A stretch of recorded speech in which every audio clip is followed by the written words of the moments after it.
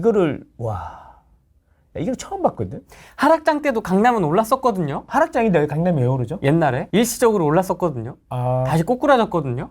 그런가요?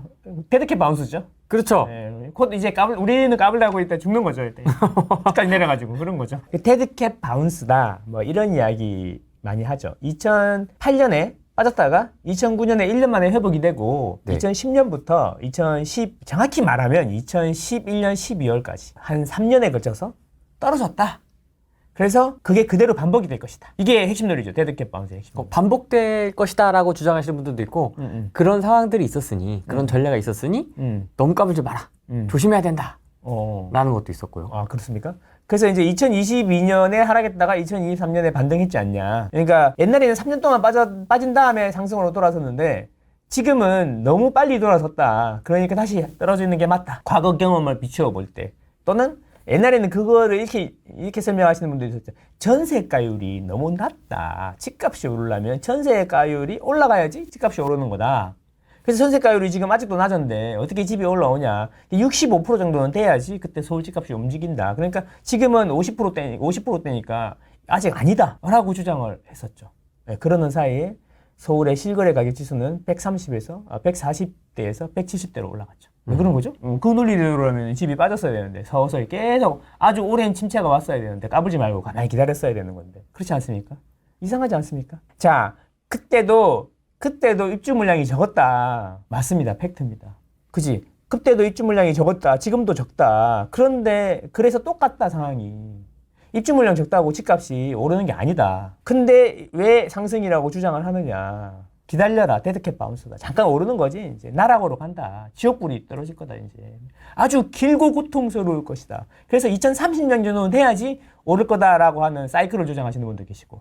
맞습니다. 내 경험으로 비춰볼 때 그런 경험 모든 상황이 비슷하니까 까불지 말고 가만히 있어라. 내가 살아볼 때까지. 그런 이야기인 거죠. 그래서 제 생각은 그러면 그때랑 같은 건 뭐고 다른 건 뭐냐 이런 이야기인 거죠. 그때는 입주 물량이 적었어요. 자, 입주 물량이 적은데 집값이 빠졌어요. 자, 그 이유는 뭐냐면 이 공간이라는 걸 이해를 해야 된다는 거죠. 부동산 시장이라는 공간. 자, 여기 후랭이 마을에 10채의 아파트가 있습니다. 그러면은 이 공간이 아파트라는 공간은 10개라고 해볼게요. 근데 거기 사람이 10가구가 살고 있습니다. 10가구가 살고 있는데 분명히 여기 반은 매매고 반은 전세라고 해볼게요. 근데 집을 아무도 안 사요. 그러면 이 사람들은 어떻게 생각할까? 집이 안 오를 거야. 그러면 이 사람들은 어떻게 생각할까? 집을 사는 게 맞을까요? 아니면 전세를 사는 게 맞을까요? 자, 집값은 5억이고 전세 가격은 2억 5천이에요. 그럼 그 집에 거주할 수 있는 방법은 두 가지가 있는데 매매하고 전세만 있다고 치면 매매로 살면 5억을 내야 살 수 있는 거고 전세로 살면 2억 5천만 내도 똑같은 집에 살 수 있어요. 그러면 비용 측면에서 볼 때는 누가 청마했다고 5억 내고 그 집에 사냐 2억 5천 내고 사는 게 합리적이지 않냐. 맞죠. 비용으로 보면 그렇다는 거죠. 그래서 그때는 그런 생각을 했죠. 아, 집값이 안 오르니까 전세로 반값에 살자 이거였죠. 그런데 공간이라는 건 점점 안 늘어나고 아파트 서울시장 후랭이 마을에 주택이라는 공간은 안 늘어나는 거죠. 공급이 없으니까. 그런데 이제 그 M2 유동성은 돈은 계속 늘어나는 거죠. 그러면 이게 집값이 어떻게 될까요? 집값이 오르는 게 아니라 그 주택 시장이라는 공간 안에 유동성이 계속 차오르는 거잖아요. 네. 근데 그 물꼬를 매매가 아니라 전세라는 시장으로 틀은 거죠. 그래서 그때는 미친 전세가 나왔던 거죠. 그러니까 제 이야기는 매매는 마이너스 1이었지만 전세가 플러스 2였어. 그래서 합치면 플러스 1이 되는 거죠. 그때도 유동성은 늘어났거든요. 공간이 안 늘어나니까 전세는 더 가파르게 올랐던 거죠. 그래서 돈이 늘어나는 만큼 집값이 오르는 거예요, 집값이. 이 집값은 꼭 매매만이 아니라 전세로도 갈 수 있다. 그래서 그 심리라는 게 매매로 갈지, 전세로 갈지 하는 키가 될 수 있다. 이런 이야기인 거예요. 근데 지금은 어떤가요? 지금은 매매도 오르고 전세도 오르잖아요. 그러니까 이 심리의 키가, 전세도 오르는데 대신 전세도 플러스 0.5, 매매도 플러스 0.5. 그래서 둘이 합쳐서 1. 또 오르는 건 똑같다. 돈이 늘어나는 만큼. 이 아파트랑 주택시장이라는 공간에 들어오는 유동성의 크기만큼 가격이 오르는 거는 똑같다. 근데 그때는 매매는 마이너스 1이었지만 전세가 플러스 2였고 미친 전세였고 지금은 둘 다 조금씩 올라서 합을 보면은 그때나 지금이나 똑같이 올라가고 있다. 그래서 매매 지수 더하기 전세 지수 상승률 나누기 2를 하면 그 곡선은 거의 유동성하고 비슷하게 계속 올라갑니다. 제가 그 이야기 하는 거죠. 그래서 그때 너 그랬으니까 매매가 빠질 거다라고 이야기하는 거는 그때는 그 심리라는 키가 전세로만 갔고 전세로만 오른다는 기대가 없으니까 전세로만 갔고 지금은 양쪽으로 다 골고루 퍼지고 있는 거다. 이런 이야기인 거죠. 그럼 왜 지금은 골고루 퍼지는 거예요? 그 상승에 대한 나는 상승 있잖아 그거가 있는 것 같아. 약간 2020년, 21년에 약간 그 충격이 좀 있는 것 같아. 쇼킹. 이게 조금 오르면 진짜 오르는 거 아니야? 막 이런 느낌이 드는 거죠. 그리고 2010년에서 2010년대에서 2016년까지일 거야. 그때는 여러 번 말했지만 그때는 라디오를 많이 들었어요. 라디오를 딱 틀면 이제 운전하면서 라디오를 틀면 경제 얘기 막 나오잖아요. 그때 무슨 얘기냐면 틀면 망해요. 나. 저 이 얘기 한 5번 들은 것 같아요. 그러니까 틀면 망해. 틀면 미국이 인공호흡기를 끼고 있다. 막 이런 틀면 망해. 그래서 미국이 제일 처음에 망한다고 했잖아요. 그래서 잘 생각해 보시면 그게 이런 거예요. 미국이 망하니까 미국은 어떤 방법을 썼죠? 그 돈을 찍어야 되는데 돈을 찍는 방법은 이제 미국이 정부가 국채를 발행하면 그 국채를 연준이 사주는 거죠. 돈을 찍어서. 그래서 연준은 미국 국채를 계속 가져가고 국채를 아무도 안 사주니까 연준이 사주는 거야. 그리고 달러가 계속 미국 정부로 가고 미국 정부에서 그런 식으로 해서 이제 돈을 계속 찍었던 거죠. 근데 이렇게 되면은 미국이 망합니다. 다 알고 있는 이야기잖아요. 한 나라의 지폐가 계속 늘어나면 그 지폐 가치가 떨어지니까 계속 하이퍼 인플레이션이 발생하면서 나라가 망하는 거잖아요. 미국이 그걸 몰라? 그래서 돈을 찍어야 돼. 돈을 찍을 건데 하이퍼 인플레이션은 오면 안 돼. 그럼 어떻게 하면 될까? 펀에서 전 세계로 뿌리면 되죠. 날려버리는 거야. 전 세계로 뿌리면 되죠.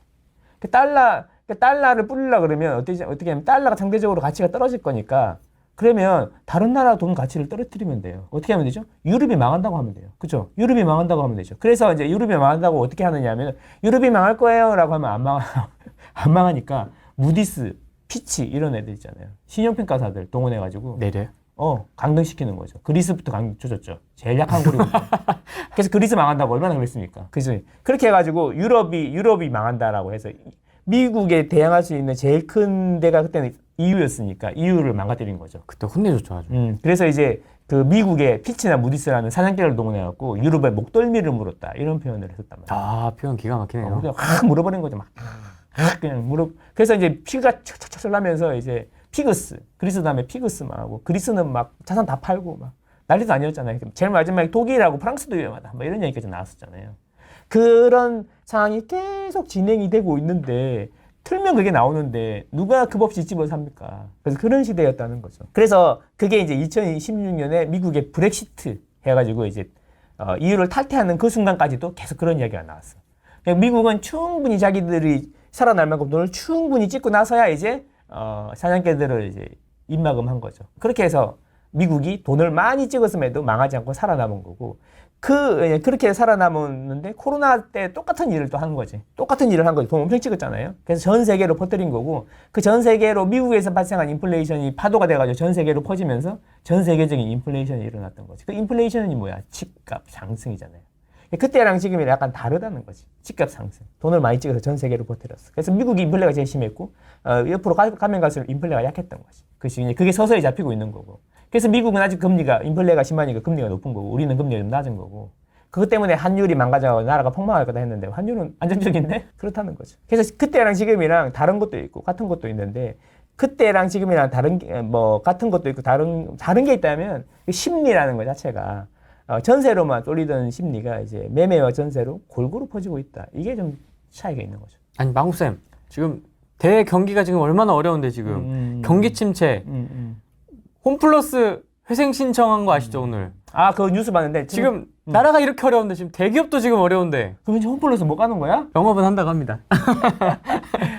지금 이렇게 어려운데 지금 큰 가게도 지금 어려운데 지금 이게 그러니까 나는 그 이야기를 듣고 두 가지를 느꼈어요. 홈플러스 뉴스를 보고 이제 홈플러스 매장이 매물로 나와가지고 거기다 부시고 주상복합을 많이 올리겠구나. 그런 비즈니스가 괜찮은 비즈니스가 되겠구나 이런 생각을 첫 번째 했고 두 번째 이야기는 방금 이야기하신 거예요. 댓글 중에 이제 수많은 댓글들이 있지 않습니까? 우리가 하면은 이 시국에 부동산 이야기가 무슨 소리냐 이놈들아 뭐 이것부터 해가지고 많잖아. 인구가 줄어든다. 이 이야기는 너무 많이 했고 지치고 이제 그 다음에 또 뭐 있어? 인구가 줄어든다. 그 다음에 이제 경기도 어려운데 이게 부동산이 오르는 게 말이 되냐? 이게 나라냐? 누가 집을 사냐 지금. 누가 집을 환율이 사냐. 1460원이다. 아, 그러니까. 그런 이야기. 그래서 그러면 이제 나는 이런 생각이 드는 거죠. 경기가 이제 침체되는 거랑 네. 위기랑 다르다는 거지. 위기. 그러니까 위기는 뭐냐면 마이너스 성장을 하는 거. 이런 거 예를 들면 시스템적인 위기가 와가지고 이제 마이너스 성장을 하는 거죠. 그런 거가 위기고요. 그 다음에 침체라는 건 뭐냐면 경제 성장률이 낮다는 이야기인 거잖아요. 그럼 지금이 위기예요? 경기 침체예요? 위기예요? 그냥 느낌이 그런 거잖아, 내 느낌이. 그래서 집이 빠져주기를 원하는 거 아니야? 내 주식은 올라야 되지만 집은 빠져주기를 원하는 거 아니야? 그게 말이 되냐? 인플레이션이 발생하면 주식이랑 부동산이 같이 오르지. 주식부터 박살납니다. 그러니까 그게 그래서 집값이 뭐 서울 강남 집값은 5억까지 떨어져야 돼 이런 이야기. 아직 반도 안 떨어져서 이런 이야기는 내 주식도 반 날라가야 된다는 이야기가 똑같은 거죠. 그렇지? 이런 거죠. 왼쪽 몸이 되게 불편했으면 좋겠어. 한데 전체적으로 내 몸은 튼튼했으면 좋겠어. 이런 이야기 말도 안 되는 이야기가 똑같은 거죠. 그렇죠, 그렇잖아요. 제 이야기는 이 부동산의 흐름을 보면은 위기가 왔을 때는 빠져요. 가격이 빠져요. 경제 위기가 왔을 때 3번 있었잖아요. 빠지는데 그 위기가 해결이 되고 나면 바로 반등을 해요. 그 다음에 갈 길을 간단 말이야. 그리고 이제 그 또 경기 침체라는 이야기는 다 이런 거잖아요. 아니 IMF 이후에 단 한 번이라도 경기 좋다는 이야기 들어봤어요? 들어본 적 있어요? 항상 어렵다고 했죠. 없죠. 그래서 본인이 태어나서 경제에 대해서 관심을 좀 가지기 시작한 그 순간부터 지금까지 단 한 번이라도 나라 경제가 막 너무 좋은 적 있었어? 막 너무 좋습니다, 여러분. 막 이런 뉴스는 단 한 번도 본 적 돈 쓰세요, 여러분. 와, 지금 너무 좋은데요? 막 이런. 태평성대로다. 와. 없어요. 소비가 풍년이네. 막 이런 거 없었잖아. 네. 그치? 다 어렵대. 그치? 다 어렵다, 그치? 왜 다 어려워? 그냥 자기가 느끼기 어려운 거잖아. 그러니까 예를 들면 경제 성장률이 막 80년대에는 막 10% 막 이랬잖아요. 그때는 좋은 거고 지금은 막 2% 이러니까 안 좋은 거잖아요. 그렇게 생각하는 거잖아요.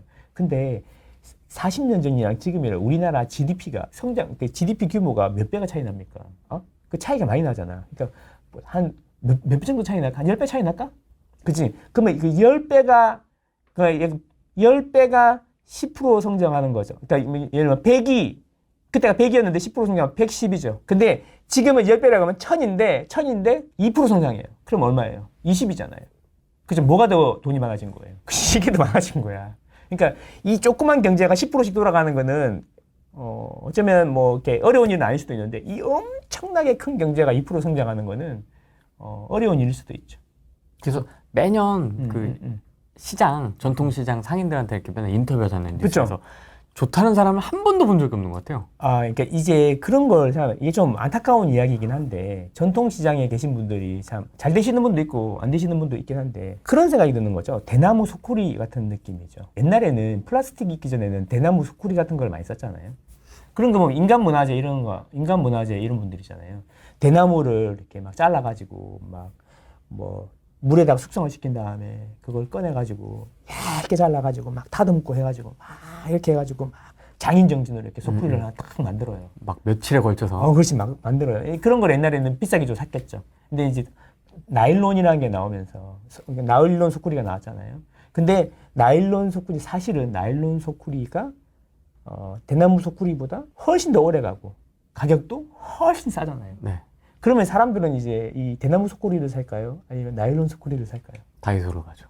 그렇죠. 다이소로 가겠죠. 그러면 옛날에 대나무 소쿠리를 만들던 장인은 이제 무엇을 해야 할까요? 대나무 소쿠리를 계속 만들어야 돼요. 그래서 인간 문화재가 아니면 만들 수가 없죠. 이제 돈이 안 되니까. 그렇죠. 그러니까 내 이야기는 뭐냐면 세상이 변하고 있는데 뭐 시장도 현대화하고 이래가지고 많이 좋아지긴 했지만 뭐 유통 구조가 계속 바뀌고 있는데 이게 그 시장이라는 것 자체가 시대의 유통 구조의 흐름이 효율적으로 대응하지 못하는 게 아닌가 그런 느낌인 거예요. 결국 이야기하면 경쟁에서 밀리는 거 아닌가 이런 이야기죠. 그러니까 그래서 내가 돈은 커지는데 불구하고 자기의 파이는 상대적으로 작아지는 거죠. 전체가 작아지는 게 아니라 상대적으로 작아지니까 상대적으로 기분이 나쁜 거죠. 그거는 그거를 이제 세계 경제가 문제다, 뭐 나라가 문제다 이렇게 이제 이야기를 하는 순간 자기는 잘못한 게 없기 때문에 쉽게 얘기하면 잘못이 없기 때문에 자기가 바뀌기보다는 세상이 바뀌기를 바라게 되는 거야. 근데 세상이 바뀌기를 하는 거지. 그래서 나는 이런 생각을 해. 기도한다고 세상이 바뀌지 않아. 그리고 기도한다고 집값이 내리거나 오르지 않더라. 쉽게 얘기하면 자본주의는 경쟁이란 게 있잖아. 경쟁. 경쟁이란 게 있고 경쟁에서 뒤처지면 그 사람은 도태돼가지고 사라지는 게 아니라 본인에게 있어서 좀 더 경쟁력 있는 다른 일을 하게 되는 거야. 일자리가 없어지는 게 아니라 그 사람들이 잉여의 시간이 생기니까 그 잉여의 시간에 다른 걸 하게 되는 거죠. 아니 컴퓨터가 그렇게 나왔는데 옛날에 주판으로 하고 손으로 썼는데 그러면 주판으로 하고 손으로 쓰던 사람들은 사라졌어요 갑자기? 그 사람들은 또 다른 일을 하게 되는 거잖아요. 그게 효율이잖아요. 효율. 시간을 많이 절약해 주는 대신에 잉여의 시간이 생기고 그 잉여의 시간을 노는 사람이 있고 그 잉여의 시간을 다른 데 투자하는 사람이 있고 이런 거잖아요. 그렇게 해서 세상이 발전하는 거잖아요. 그렇죠. 집값이 비싼 것도 그런 거야. 우리 맨날 원베일리 이야기하는데 옛날에 모 MBC 방송국에서 문화방송에서 있잖아요. 그 아코르 리버 파크 앞에서 청년 둘이서 농구하는 걸 이제 막 촬영한 거겠지. 그 농구하는 거를 이렇게 보여주면서 그때는 연출해서 촬영한 거잖아요. 보여주면서 막 골을 넣고 쉬면서 두 청년이 딱 보니까 아코르 리버 파크가 보이는 거야. 네. 저 아파트가 30억이래. 이런 이야기 하는 거지.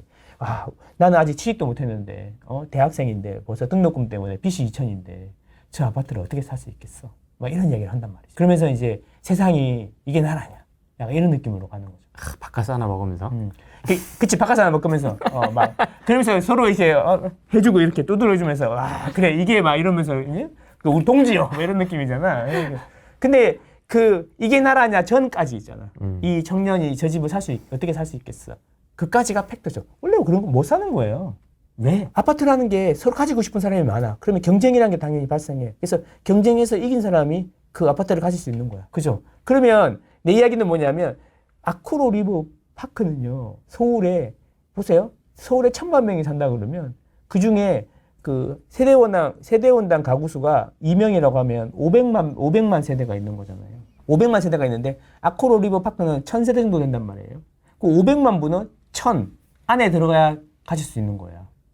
그렇지 않아? 몇 프로야? 0. 그러니까 0.01% 수준의 사람들이 갖고 있는 건데 그게 비싸다고 해서 세상에 빗대가지고 세상이 잘못됐다라고 자꾸 선동을 하는 거죠. 그게 당연한 거죠. 저도 아직 못 들어가는데. 그치? 원하는 사람이 많기 때문에 경쟁이 더 심해지는 거, 더 심해지기 때문에 가격이 더 비싼 거 아닙니까? 그죠? 아파트 가격이 아코르 리버 파크가 20억에서 30억이 됐다고 갑자기 20억 할 때는 없던 기사가 짠 나타나갖고 막 아침에 차를 태워주고 문도 열어주고 밥도 막 끓여주고 막 이래요? 아니잖아요. 바뀐 게 하나도 없죠. 근데 이제 경쟁이 심해지니까 그냥 가격이 올라가는 거죠. 돈이 많아지니까 올라가는 거랑 똑같은 이야기인 거죠. 집이 좋아지는 게 아니고 집값이 오르는 게 아니고 돈이 많아지는 거라니까요. 돈이 많아지는 거. 그게 뭐야? 돈이 많아진다는 이야기, 경제가 성장한다는 이야기고 아직도 마이너스가 아니고 우리 경제 성장률 2%라고 하는데 그 2%가 명목 성장률이 아니라 실질 성장률이잖아요. 물가 상승률을 빼고 성장한 거잖아요. 그러니까 물가보다 경제가 더 빨리빨리 성장하고 있다는 거잖아요. 그 돈이 계속 모인다는 거잖아. 그 돈이 어디 가겠어? 어디 가서 제일 먼저 중요한 게 의식주 중에 이제 주가 제일 중요한 건데 그래서 집에 투자하게 되는데 그 0.01%짜리를 놓고 우리 뭐 대부분 그거 아코르 리버 파크 공짜로 줄게 해가지고 안 받은 사람이 누가 있어요? 그치? 모두가 원하잖아. 그치? 대부분 99.99%는 유효수요가 아니고 잠재 수요는 많은데 유효수요는 아니잖아요. 그쵸? 그래서 그 사람들만이 갈 수 있는 거니까 당연히 청년들이 바로 들어가기가 힘든 거고 어떻게 보면 그게 공평한 걸 수도 있어. 이 자본주의라는 세상에서는. 왜냐? 30년 동안 열심히 애들 키우고 회사 생활하고 돈 모은 사람이 있을 거고 이제 사회에 나가지도 않은 청년이 있는데 그 청년이 제 집을 산다고? 말이 안 되는 거죠. 어떻게 보면 그게 더 맞는 이야기일 수도 있죠. 어떤 사람이 이런 이야기를 들으면 되게 기분이 나쁠 수도 있지만 세상이 그런 거잖아요. 그죠? 통화량의 네. 관점에서 또 그런 이야기를 하시는 분들도 있더라고요. 그러니까 온기가 수도권까지 이 퍼져나가기에는 네. 아직은 통화량의 충전 시간이 조금 더 필요하다. 그러니까 그게 충전 시간이 필요하다고 생각하는 근거가 뭐냐는 거지. 뭐 수치적으로 나온 게 있어요? 그게 느낌적인 느낌이라는 거지. 그거 있지 않습니까? 그때 인덱서고에서 보여주셨던 거 그거 한번 볼 수 있을까요? 그러니까 내 이야기는 그걸 보면은 통화량이 너무나 지금 통화량 대비 집값이 싸다는 걸 볼 수가 있는데 그게 느낌적인 느낌이라는 거야. 보여주지도 않잖아. 마음에 화가 났지. 그렇지. 우리 집은 아직 안 얼었으니까 통화량이 아직 우리까지 안 온 거 맞지? 그 통화량이 안 늘어났을 거야. 누구 흉내 내시는 거예요? 약간 그런 느낌. 아니 그냥 약간 그런 느낌이잖아. 그러니까 느낌적인 느낌으로는 확 와닿는데 실제로는 안 그렇다는 거죠. 되게 중요한 논거가 되는 거잖아. 그럴 때는 그 객관적인 데이터를 제시를 해야 되는 거야. 수요가 없어요. 네가 어떻게 알아? 뭘로 증명할 거야? 원베일리는 50%가 투자자예요. 그럼 뭘로 증명할 건데? 강남에 평균적으로 예를 들어서 저는 그런 게 궁금해가지고 강남 아파트 세대수 대비 매년 나오는 전월세 비중을 이렇게 돌려본 적이 있단 말이야. 지금 화면에 있단 말이야. 근데 그게 10%를 넘지 않아요. 10%를 넘지 않아. 근데 누가 투자자를 다 갖고 있다고 이야기하는 거야. 이게 이런 거잖아. 천 세대가 있는데 50%가 투자자가 갖고 있다 그러면 50 투자자라는 이야기도 불분명해. 투자자는 뭐가 투자인데? 그렇잖아. 이게 정의부터가 없어. 다 자의적인 해석인 거야. 내가 안 들어가면 다 투자야. 그치. 내가 그래서 망고쌤이 말씀드리는 투자자는 이런 거잖아요. 내가 내 집에 들어가 있으면 거기에 살면 실거주고 거기에 안 살면 투자자. 그렇죠? 뭐 거기에 안 살면서 집을 갖고 있는 사람이 몇 프로냐? 그 이야기는 거기에 안 사니까 임대료 나올 거 아니야. 그럼 전체 세대수 대비 임대가 보통 2년 만에 계약이 되니까 2년치 전월세 그 건수를 비교해 보면 대략 투자자들이 이 정도 보유하고 있구나 라는 걸 알 수가 있죠. 물론 그게 2년마다 계약이 꼭 나오는 건 아니에요. 지금 막 되게 복잡해졌잖아요. 어지럽잖아요. 뭐 2년일 수도 있고 4년일 수도 있잖아요. 네. 그렇게 보면 이게 강남 같은 경우에는 10%를 10%대라는 거 10%대 많아봐야. 오히려 잠실은 좀 높고 그 강남은 좀 더 낮아요 오히려. 그게 뭘 근거로 50%? 나는 근데 그게 되게 핵심 논거인데 핵심 논거에 대해서 객관적인 지표를 제시하지 않는데도 불구하고 자연스럽게 진행이 된다는 거지. 자연스럽게 진행이 돼. 그 진행되는 게 그런 거야. 진행되는 게 보면은 나는 딱 그 이야기 들었을 때 그게 어떤 기준, 근거. 데이터나 이 근거가 있을까요? 이렇게 질문을 분명히 해야 되는데 맞죠? 그렇죠. 그러니까 그렇구나. 역시 매크로를 보시는 분은 다르네요. 이런 이야기 처음 들어봐요. 그렇죠? 50% 갖고 있다고요? 그러면서 뭐라 그러는지 알아요? 원베일리는요. 원래 부동산은 땅값이잖아요. 맞죠? 땅값이잖아요. 원베일리는요. 그 34평 그게 대지 지분이 2평밖에 안 될걸요? 와. 부동산 전문가, 제일 많이 나오는 전문가. 원베일리 대지 지분 2평이래. 근거도 확실하고 해. 예, 확실하고. 땅이니까. 2평. 갑자기 사투리가 나네. 2평이면 되니까. 예, 그런 거야? 그런 거지? 맞나? 맞지? 하모 막 이런 느낌이라는 거지. 그러니까 느낌적인 느낌이라는 거죠. 자, 보시면 이게 그거잖아요. 2006년 이게 그 남색이 서울 아파트 실거래 가격 지수가 되겠습니다. 왜 실거래 가격 지수를 썼는지는 제가 여러 번 말씀드렸지만 네. 이 체감이 가장 잘 되는 지수가 실거래 가격 지수이기 때문에 그렇고 이 빨간색 선은 뭐냐면 그 M2 우리 보통 흔히 유동성이라고 하죠. M2 그러면 네 통장에 얼마 들었노? 이거죠. 그렇죠. 해약하면은 얼마까지 되노? 이게 M2죠? 맞습니다. 그렇죠. 막 당장 쓸 수 있는 돈이다. 이제 대충 해약하면 큰맘 먹으면 다 깰 수 있는 거 이런 거잖아요. 그럼 이제 이게 한 번이라도 줄어든 적이 있어요? 거의 평평하게 늘어나잖아요. 리니어하게. Y는 AX 그래프처럼 늘어나잖아요. 근데 여기서 좀 많이 늘었지. 코로나 때 갑자기. 그리고 코로나 지나고 살짝 줄었어. 기울기가 가팔랐다가 다시 완만해졌다가. 그렇지. Y는 AX였는데 AX가 아니었던 거지, 그지? 그렇죠. 그러니까 여기에 보면은 여기가 살짝 월별로 한 3달 정도 줄었어. 유동성이. 그거 빼고는 단 한 번도 연 단위로 줄은 적이 있었냐? 우리들의 깔딱고개. 그렇지. 여기. 역전세. 요 부분에 보면은 몇 달 동안 내렸어. 근데 연 단위로는 다 증가했단 말이지. 그러니까 뭐냐면 계속 설명하는 게 주택이라는 공간에 M2라는 유동성이 물인데 물을 꾸준히 일정하게 계속 따르고 있는 거라니까. 그런데 이게 안 차오른다고 이야기하는 거지. 주택일액 시장이라는 공간에 M2라는 물을 계속 따르는데 이게 안 차오를 거라고 하는 거죠. 안 차오를 거라고. 계속 물이 따라지고 있었네요. 그렇지. 단 한 번도 1년 단위로 줄은 적이 없다니까요. 아니 저는 이때 이 기울기 정도에서 그냥 뭐 크게 다르지 않겠거니 했는데 다시 또 제 각도를 찾았습니다. 여기. 그죠? 그 전문 용어로 졸라 올라가고 있어. 제 이야기는 그래서 이 그래프를 보면 M2 유동성은 꾸준히 증가하고 있었고 이 집값은 그 유동성을 기준으로 왔다 갔다 하고 있었는데 이 M2 빨간색을이잖아요. 이렇게 돌리면 보세요. 2006년, 7년, 8년, 9년, 10년까지는 까만색 위에 있잖아. 빨간색 위에. 돈이 늘어나는 속도보다 집값이 훨씬 빨리 올랐다는 거죠. 그래서 떨어졌어. 그리고 2010년이 됐고 2010년에도 여전히 그동안에 쌓여있던 돈 늘어나는 속도보다 집값이 더 높은 상태에 있었단 말이지. 그러다가 서서히 내려가. 그래서 이때가 저평가는 맞지. 2013년, 14년 저평가는 맞고 그때부터 돈 늘어나는 속도보다 서서히 빨라지기 시작했고 남색이 더 빨리 이제 올라가잖아요. 네. 그래서 집값이 돈 늘어나는 속도보다 빠르게 오르기 시작했어. 그쵸? 2013년, 13년 정도부터 13년 1월부터 이렇게 늘어났어. 그래서 제가 뭐라고 그러냐면은 2012년 12월까지가 떨어진 거라고 이야기하는 거예요. 2013년 1월부터는 바닥을 치고 올라왔어요. 그래서 올라왔죠. 그래서 2016년이 되어도 사람들은 전부 다 집값이 별로 안 오를 거라 생각했단 말이지. 그리고 이때 혜성처럼 나타난 증권계 출신 부동산 전문가님께서는 이때부터 서울 집값 비싸다 그랬어요. 비싸다 그랬죠. 아직도 더 떨어질 거니까 기다리라고 합니다. 물론 그동안의 집은 3배 정도밖에 안 올랐지만 계속 기다려야 되는 거죠. 그렇죠. 완전히 네. 반대로 해석을 해버렸네요. 계속 기다려요. 계속 기다려. 아직도 기다려. 스테이. 기다려. 기다려. 걔 훈련시키다 했잖아. 기다려. 막 얘기했잖아. 언젠가는 너에게 뼈다구를 줄지도 모르니까 기다려. 해서 이러고 있는 거죠. 3배밖에 안 올랐어요. 그런데 문제는 뭐냐면 2018, 19년 지나면서 이제 급속도로 이제 가격이 올랐죠. 오버슈팅. 오버슈팅 훨씬. 그래서 이게 곧 버블은 맞아. 2021년 버블이었어. 버블이었어. 나도 이때만 해도 세상에 영원할 줄 알았어. 이 가격이 영원할 줄 알았어. 이 파티가 영원할 줄 알았어. 그렇지, 파티가 영원할 줄. 샴페인 잔을 아직도 터트려도 된다라고 생각했어. 그래서 지방에 몇 개 물렸어. 나도 그랬어. 맞아. 맛있어. 그래서 이제 떨어졌다는 거죠. 떨어졌다는 거죠. 자, 그래서 여기서 이게 나온 거죠. 야, 이 바보들아. 응? 이게 6개월밖에 안 떨어졌지 않냐. 여기는 봐라. 지금 2010년부터 해가지고 그렇죠. 3년 동안 떨어졌지 않냐. 그렇죠. 그러고 나서 이렇게 올라가는 거야, 얘들아. 근데 이 봐라. 6개월밖에 안 떨어졌는데 어떻게 이게 올라가냐. 다시 떨어진다. 아직 2년 6개월 남았다. 그러니까 바보냐. 막. 그래서 그리고 또 그러다가 또 바로 올라가는 게 아니야, 얘들아. 또 쭉 올라가. 그래서 2030년 정도는 돼야지 서울 아파트가 오를 걸. 이런 주장도 많았잖아요. 물론 여전히 조회수는 잘 나오죠. 다 잊어버렸잖아. 그지? 어쨌든 그런데. 왜냐면 알고리즘이 또 새로운 사람한테 또 추천. 그렇지. 추천, 또 추천. 새로운 사람한테. 싫어요한테는 추천 안 해주고, 이제 좋아요 누른 사람한테 계속 좋아요.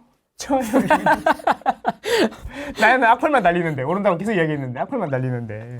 이 그래프 보고 그래프 재밌네. 앞으로 그래프를 이야기를 많이 이거 해요. 인덱서고 작년에 저희가 한번 보여드렸었던 그래프입니다. 이거 사실 그쵸. 망고쌤이. 그쵸. 근데 지금 보신 분들 놀라셨다면 그때 안 보신 겁니다. 걔 좋아요로 누르시라고요. 계속 지금 667명이야. 와, 오늘 667명. 와. 그 애국 시민 최진곤 씨보다 좀 많은 거 아닙니까? 그래서 제 이야기는 뭐냐. 그런데 여기에서 조정폭이라는 게 네. 3, 4년 동안의 조정폭을 6개월 만에 조정받았다는 거지. 30% 빠졌다는 거지. 제 이야기는 뭐냐면 그 조정의 기간이 중요한 게 아니라 조정의 폭이 중요한 게 아니냐 이런 이야기죠. 예를 들면 10억짜리가 천천히 3년 동안 7억이 됐어. 그래서 싸다고 생각하는 거랑 10억짜리가 6개월 만에 7억이 됐어. 그래서 싸다고 생각하는 거랑 똑같다는 거죠. 그게 그때랑 지금이랑 다른 부분 중에 또 하나라는 거죠. 조정의 폭이 비슷했다라는 겁니다. 사람들은 필요에 의해서 집이 떨어지든 오르든 간에 이동해야 되는 수요가 반드시 있죠. 그래서 자기가 이동할 타깃을 계속 지켜보게 돼 있단 말이에요. 보통 보면 이사갈 집에 계속 눌러보잖아. 마치 그런 거죠. 나는 지금 아반떼인데 언젠가는 그랜저를 살 거니까 그랜저 가격을 계속 보고 있잖아. 그래서 제 이야기는 뭐냐면 이게 조정폭이 짧았지만 이미 예전에 조정폭 30% 조정을 받았기 때문에 이제 더 떨어질 게 없다라고 이야기하는 거죠. 그럼 뭘 근거로? 이 핵심 근거이기 때문에 근거가 중요한 거잖아. 자, 봐라. 유동성 늘어나는 거 대비로 해서 집값이 많이 아래로 내려와서 다운슈팅이 됐지 않냐. 그래서 이게 올라오는 거지. 키 맞추기를 해 나가는 과정인 거 아니냐. 그러니까 이만큼 아직도 서울은 이만큼의 상승력이 충분히 있다라고 이야기하는 거예요. 플러스 금리는 하방으로 잡았고 그렇죠. 공급 부족. 금리는 이제 내렸고 그리고 한두 번 더 내릴 예정이죠. 그래서 요즘에 이런 얘기하는 금리가 내려간다고 단순히 집값이 오른다고 생각하지 마라. 여기서 이게 제일 중요한 단어가 뭔지 알아요? 뭐요? 단순히. 순순히 아니고 단순히. 단순히. 단순히가 뭐냐면은 그 주장을 하는 사람을 일단 바보로 만들고 단순이라는 단어를 넘어서 그 주장을 만든 사람을 바보로 만들고 그 단순이라는 단어가 나중에 혹시 집값이 빠져나갈 구멍 올라갔을 때 야 단순이라 그랬지 다 한다고 그러지는 않지 않냐 이렇게 또 이야기할 구멍을 만드는 거죠. 멋있지 않습니까? 이 마술이죠. 마술. 떨어질 확률이 높다고 봅니다. 떨어질 확률이 높다고 본다고 그랬지 떨어진다고 그랬어요? 그치. 뭐 그렇다는 거죠. 그래서 저는 확실하게 이야기합니다. 저평가되어 있다. 싸다. 사라. 전세도, 금리도 2번 더 떨어지고. 그러니까 이게 주식처럼 보면 안 돼. 우리 이 집을 사면 오늘 샀다가 내일 오르면 팔 거야? 되냐고 그게 안 되지. 집은 매매 주기가 보통 이제 계약하려고 그러면 2-3달 걸리잖아요. 등기가 오는데 돈 내고 내 앞으로 등기가 오는데 2-3달 걸리잖아요. 그죠? 그렇기 때문에 지금 계약을 해도 2-3달 뒤에 내게 되는 거야. 그치? 그리고 그걸 내게 되고 난 다음에 보유기간이 보통 최소 2년은 돼야지 올라도 팔 수가 있다는 거죠. 올라도 팔 수가 있어. 그렇지 않습니까? 그리고 평균 주택, 아파트의 보유 기간이 7년에서 10년이라는 이야기 있잖아요. 그 정도로 보유하기 때문에 기본으로 평균적으로 7년에서 10년 뒤를 내다보고 사야 된다는 거죠. 최소한 내가 차산을 빨리빨리 불려가야겠다 싶으면 2년 단위로 보게 되는데 보통 그러면 2년 뒤에는 금리가 어떻게 돼 있을 것 같냐? 지금보다 올라가 있을 것 같냐? 지금보다 많이 내려가 있을 것 같냐? 어떻게 생각해? 확률적으로. 지금 상황에서는 분명히 내려가 있을 거예요. 그 내려가 있으면 그 기준금리 따라서 대출금리도 내려가 있지 않겠어요? 그죠? 그러면 이제 돈을 빌리는 비용이 줄어드는 거죠. 이자라는 게 돈을 빌리는 비용이잖아요. 그잖아요. 그럼 비용이 줄어드니까, 비용이 들으니까 이제 소득이 안 늘어도 네. 지불 능력이 개선이 되는 거죠. 경기가 침체인데 왜 집값이 오르냐면, 경기가 침체되면 금리를 내리잖아요. 금리를 내리게 되면 1억을 빌릴 때 한 달에 30만 원 내던 사람이 1억을 빌릴 때 20만 원을 낼 수도 있는 거잖아요. 그래서 그거는 뭐냐면 내 소득이 내가 100만 원이야. 100만 원에서 30만 원은 좀 부담이었는데 20만 원이면 충분하네? 예를 들면 그러면 이제 뭐냐면 소득은 안 변했는데 불경기라도 월급이 깎이진 않잖아. 소득은 안 변했는데 나의 지불 능력이 올라가는 거죠. 그래서 제가 이야기하는 건 뭐냐면 이 집값이 오르고 내리고 뭐 내가 무슨 돈으로 사냐 이런 거를 지불 능력의 관점으로 봐야 설명이 되는 거야. 금리가 내려가면 나의 지불 능력이 늘어나기 때문에 5억짜리 집을 못 사던 사람이 5억을 살 수도 있고 쉽게 설명해 줄까? 내가 3천만 원짜리 차를 사는데 풀 할부로 했더니 할부가 10%야. 그래서 어우 도저히 못 사겠어요. 근데 할부 특별 프로모션 해가지고 2%가 나왔어. 그럼 사 안 사? 사요. 그렇지. 지불 능력이 올라갔잖아. 포르쉐 사야지. 그렇지. 그런 이야기라는 거지. 지불 능력으로 평가해야 된다라는 거예요. 차 살 때는 그렇게 하면서 집은 왜 그렇게 응? 집은 거품이니까. 그러니까 그래. 어쨌든 그렇다. 아이고 루이비통도 20개월 할부로 사잖아. 36개월 할부로 사면서. 그치 무이자하면 사잖아. 무이자하면. 만약 그게 지불 능력이 올라가기 때문에 그런 거예요. 금리가 떨어지면 지불 능력이 늘어나는 겁니다. 소득이 안 늘어나도 경기가 침체되면 금리가 떨어지기 때문에 지불 능력이 올라가는 거죠. 그리고 대부분의 사람들은 집을 신규로 취득하는 경우도 있지만 기존의 집을 팔고 옮겨가는 사람들이 많고 전세를 살다가 옮겨가는 사람도 많아요. 그러니까 10억짜리 집을 100% 대출받아서 산다고 생각하는 사람들이 PIR을 믿게 되는 거죠. 생으로. 그치, 생으로. 그러니까 그런 사람이 몇이나 될까? 이게 나는 부동산 전문가님들이 많고, 난 뭐 동네 아재니까. 전문가들이 많으신데, 가만히 들어보면, 와, 부동산을 진짜 아파트를 한 번이라도 매매를 해봤나? 이런 생각이 들어. 아니, 부동산에는 가보기는 했나? 전세 계약은 해봤습니다. 전세 계약은 와이프가 했겠지. 바쁘니까. 여의도? 정책 자문 이런 거 해줘야 되잖아. 정당들의 정책 자문 이런 건 해야 되고 교수님이니까 애들 가르쳐야지 그 전세 계약 같은 그런 허접한 일을 내 손으로 직접 하진 않을까 싶어요. 그죠? 그러니까 어떻게 저렇게 부동산에 이렇게 매매 사고 팔고 하는 그런 메커니즘을 어떻게 이렇게 이해를 못할 수가 있지? 그럼 내가 뭐 모르는 게 있나? 놓치는 부분이. 내가 이제 나는 매크로도 잘 모르고, 뭐 이렇게, 정식으로 공부해 본 적도 없고, 맨날 데이터만 파고, 맨날 부동산만 다니고, 사팔만 하니까, 잘 모를 수도 있잖아, 내가. 그쵸. 동네 아재고, 그 사람들은 교수님이고, 애널리스트 출신이고, 막, 다, 뭐, 빅데이터 전문가고, 막, 다, 감정평가도 하시는 분들. 다 전문가, 체계적으로 제대로 배운 사람인데. 총을 너무 사방으로 쏘시는 거 아니야? 아니, 뭐, 그런 분들이 있더라고. 나 방어하기가 너무 힘든데? 비판하지 나왔잖아. 왜. 그런 분들이 계시던데. 나는 그냥. 따발총을 쏘시는데, 오늘? 나는 그냥 뭐, 이렇게 그런 것 같다. 그래서 내가 모르는 게 있나? 요즘에 의문이에요. 그래서 저는 이렇게 하락론을 많이 봅니다. 뭐, 이렇게 표현이잖아요. 의뢰인님의 표현. 뭐 기가 썩을 것 같지만 털어놓으면 들리긴 하잖아. 그죠? 보면 내가 아직도 많이 배워야 되는 거야. 그래서 내가 대학원을 간 거야. 체계적으로 한번 배워보려고.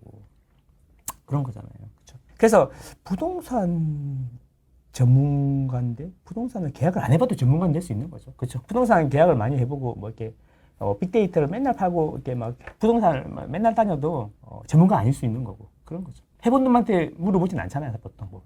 안 해본 놈 이야기 듣고 위안을 잡잖아요. 스스로를 위로를 하잖아요. 이게 나라냐? 세상은 그랬으면 하는 게 있고 그런 게 있는데 지금 생각해보면 2억으로 할 수 있는 게 이제 있나 서울에. 2024년 초에는 있었거든. 그런 이야기 많잖아요. 이 돈으로 어떡할까요? 이 돈은 좀 부족한 것 같은데 어떡할까 그러시는데 항상 그러시면 내 돈이 제일 부족하고 제일 애매해요. 항상 그렇습니다. 나는 항상 제네시스 GV80을 사고 싶은데 돈은 항상 그랜저거든. 그래서 그게 애매한 거야. 현실과 이상의 괴리. 그래서 항상 이상한 거지. 근데 아반떼 사는 사람 생각하면 와 행복한 고민하고 있네. 하지만 그치 아반떼 사고 싶은 사람은 현실은 뭐지? 레이 뭐 이런 수준인 거죠. 그렇죠. 그래서 항상 애매하게 보이는 거죠. 근데 지금은 이제 그 2억으로 할 수 있는 것도 없어요. 3억, 9반, 4억은 돼야지 뭐 이렇게 신축 정도는 할 수 있고. 뭐 그럼 4억 있으면 뭐 해요? 4억 있으면 뭐 하냐면 있어. 그 4억으로 살 수 있는 거 있잖아요. 4억으로 살 수 있는 거 그거를 서울시 전국에 4억으로 살 수 있는 아파트를 쭉 뽑는 게 있어요. 화면을 만들어 놨잖아. 화면을 다 만들어 놨습니다. 어제 특강 하시는 분들 한 달씩 나눠 드렸는데 권한을 거기 보면 다 나오는데 내가 항상 그렇게 이야기하는 거죠. 질문을 하시면 집을 사고 싶다는 질문을 하시는데 보면 이제 보통 이제 옛날처럼 선수들이 아니잖아. 다 평범하시다가 집을 사야겠다는 마음을 먹고 또는 와이프 등 떠밀려가지고 오고 이런 스타일이 많단 말이야. 그래서 사기는 사야겠는데 어디를 사야겠냐. 그럼 보통 사람들은 자기 동네만 보게 돼. 자기 동네만 보게. 주변을 아는 데가 거기니까. 익숙한 곳. 그치. 그 동네에 또 가고 싶은 데가 있긴 하지. 그래서 이제 그 동네에 이건 어때요? 저건 어때요? 보통 이렇게 물어보시는데 저는 그렇게 얘기하는 거죠. 좋은 선택을 최선의 선택을 할 수는 없지만 좋은 선택을 하려고 그러면 당신에게 후보가 많으면 된다. 그래야지 좋은 걸 선택할 확률이 있는데 그러면 자기의 현실을 정확히 파악해야 된다. 첫 번째, 매매로 할 건지. 그럼 매매로 하면 대출을 받을 건지, 대출을 받으면 얼마나 받을 건지. 그렇게 해서 총 토탈 얼마 정도 되는 아파트를 살 것인지를 정하시든가.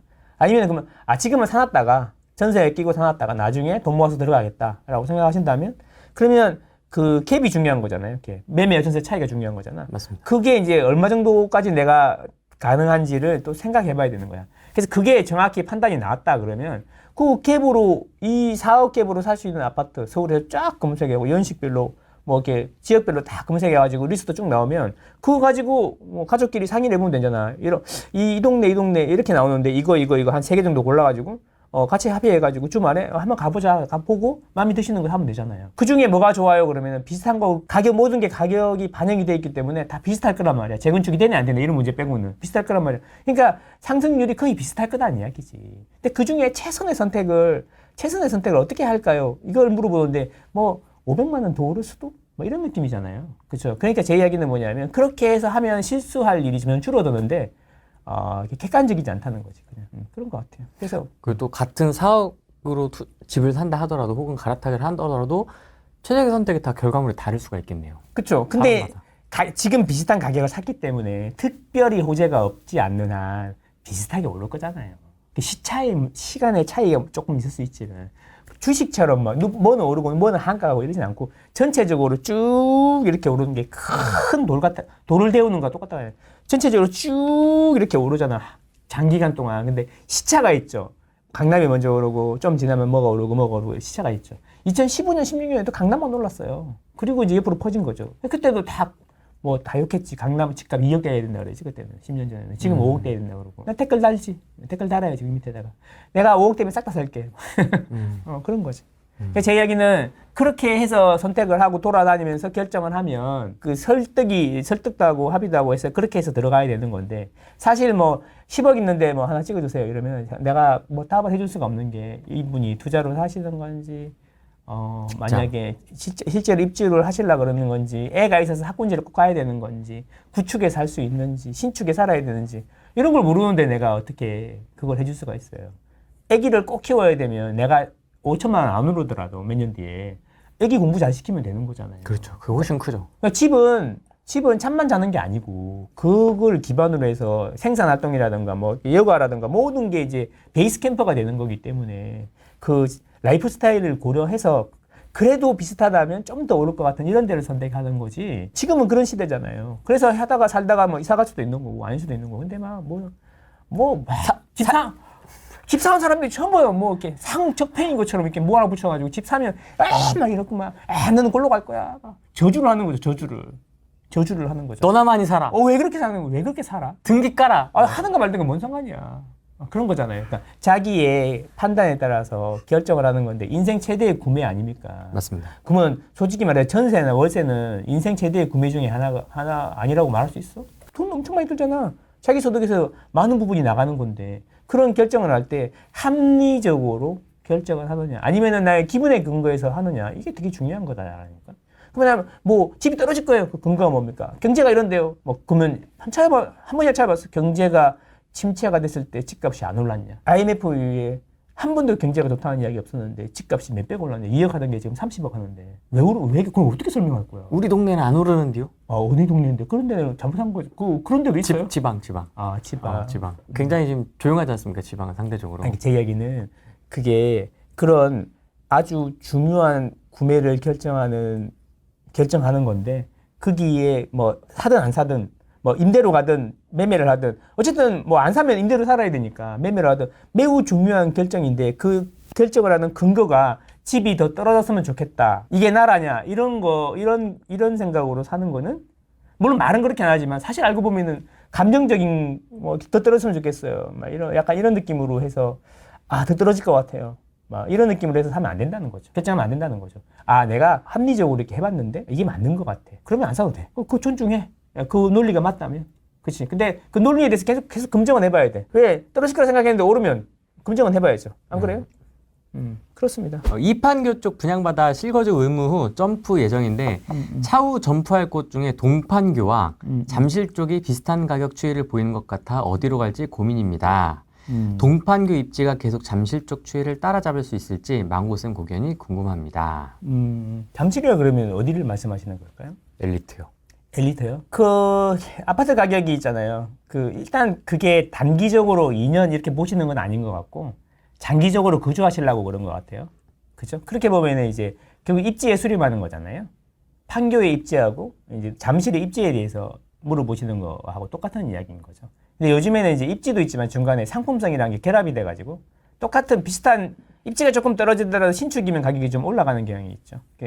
그 잠실도 그렇고 동판교, 원래 판교도 그렇고 2008년에 거의 입주를 했죠. 가격이 비슷하게 가긴 하지만 제 생각인데 지금은 시간이 좀 지날수록 판교하고 잠실하고 입지의 차이가 어떻게 될 건지를 생각해 보면 답은 뻔한 게 아닌가. 단기적으로 보신다 그러면 잘 모르겠지만 장기적으로 이렇게 가서 실거주 할 거예요. 뭐 잠실 가시면 잠실 다음은 뭐 어디겠어요. 그렇죠. 꿈은 이제 그런 거잖아요. 그러니까 장기적으로 보시면 그 판단을 하시면 될 것 같아요. 한 10년, 20년 뒤에도 20년 뒤에도 판교가 잠실보다 입지가 더 좋아질 건지 안 좋아질 건지 생각해 보면 그 결론에 따라서 행동하시면 될 것 같다. 쉽게 바뀔 것 같진 않은데. 근데 좋긴 해. 그럼 판교가 나쁘다는 게 아니에요. 정말 판교도 좋아요. 정말 좋아. 현대백화점 가보면 진짜 좋아요. 가보면 풀메를 하고 다 와. 정말들이 풀 메이크업하고. 그지? 롯데타운에 가면 애들 막 진짜 풀메하고 나와요? 풀메하고 나와. 막 이 털 달린 옷을 입고 나오더라고. 털보다 아닌데. 털 가시는 거. 진짜요? 너무 MSG 치시는 거 아니에요? 알지. 이렇게 동네마다 그 괴담이 있어요. 뭔 괴담이요? 그런 뭐 썰 이런 게 있어요. 뭔 썰이 있어요? 동탄에 가면 뭐가 있고 막 이런. 말해봐. 생략하겠습니다. 또 괜히 또 동탄 사시는 분들 또 기분 나빠하실 수도 있으니까 궁금해서 동탄에 가면 그런 옷을 입고 다니는. 이렇게 보세요. 동탄은 되게 난이도가 높은 동네예요. 난이도요? 네, 투자의 난이도가 높은 동네다. 왜요? 거기 왜 그러냐면은 마지막에 오르지만 떨어질 때도 같이 떨어질 때는 빨리 떨어지기 때문에 미리 샀는데 안 오른다고 계속 울고 있다가 막 오르기 시작해서 와 좋아했는데 훅 떨어질 수가 있다 이런 거죠. 그러니까 이게 그 A, B, C 이런 이야기 하잖아요. 제가 A 그룹, B 그룹, C 그룹 뭐 이런 얘기 하잖아요. 그 A가 제일 먼저 오르지만 제일 오래 올라요. 그지? 그 다음은 B고 C인데 C는 어떻게 보면은 꼬리 같은 거죠. 짐승의 꼬리. 그러니까 제일 마지막에 움직이지만 제일 심하게 움직이는 거죠. 그러니까 만약 뭔 소리냐?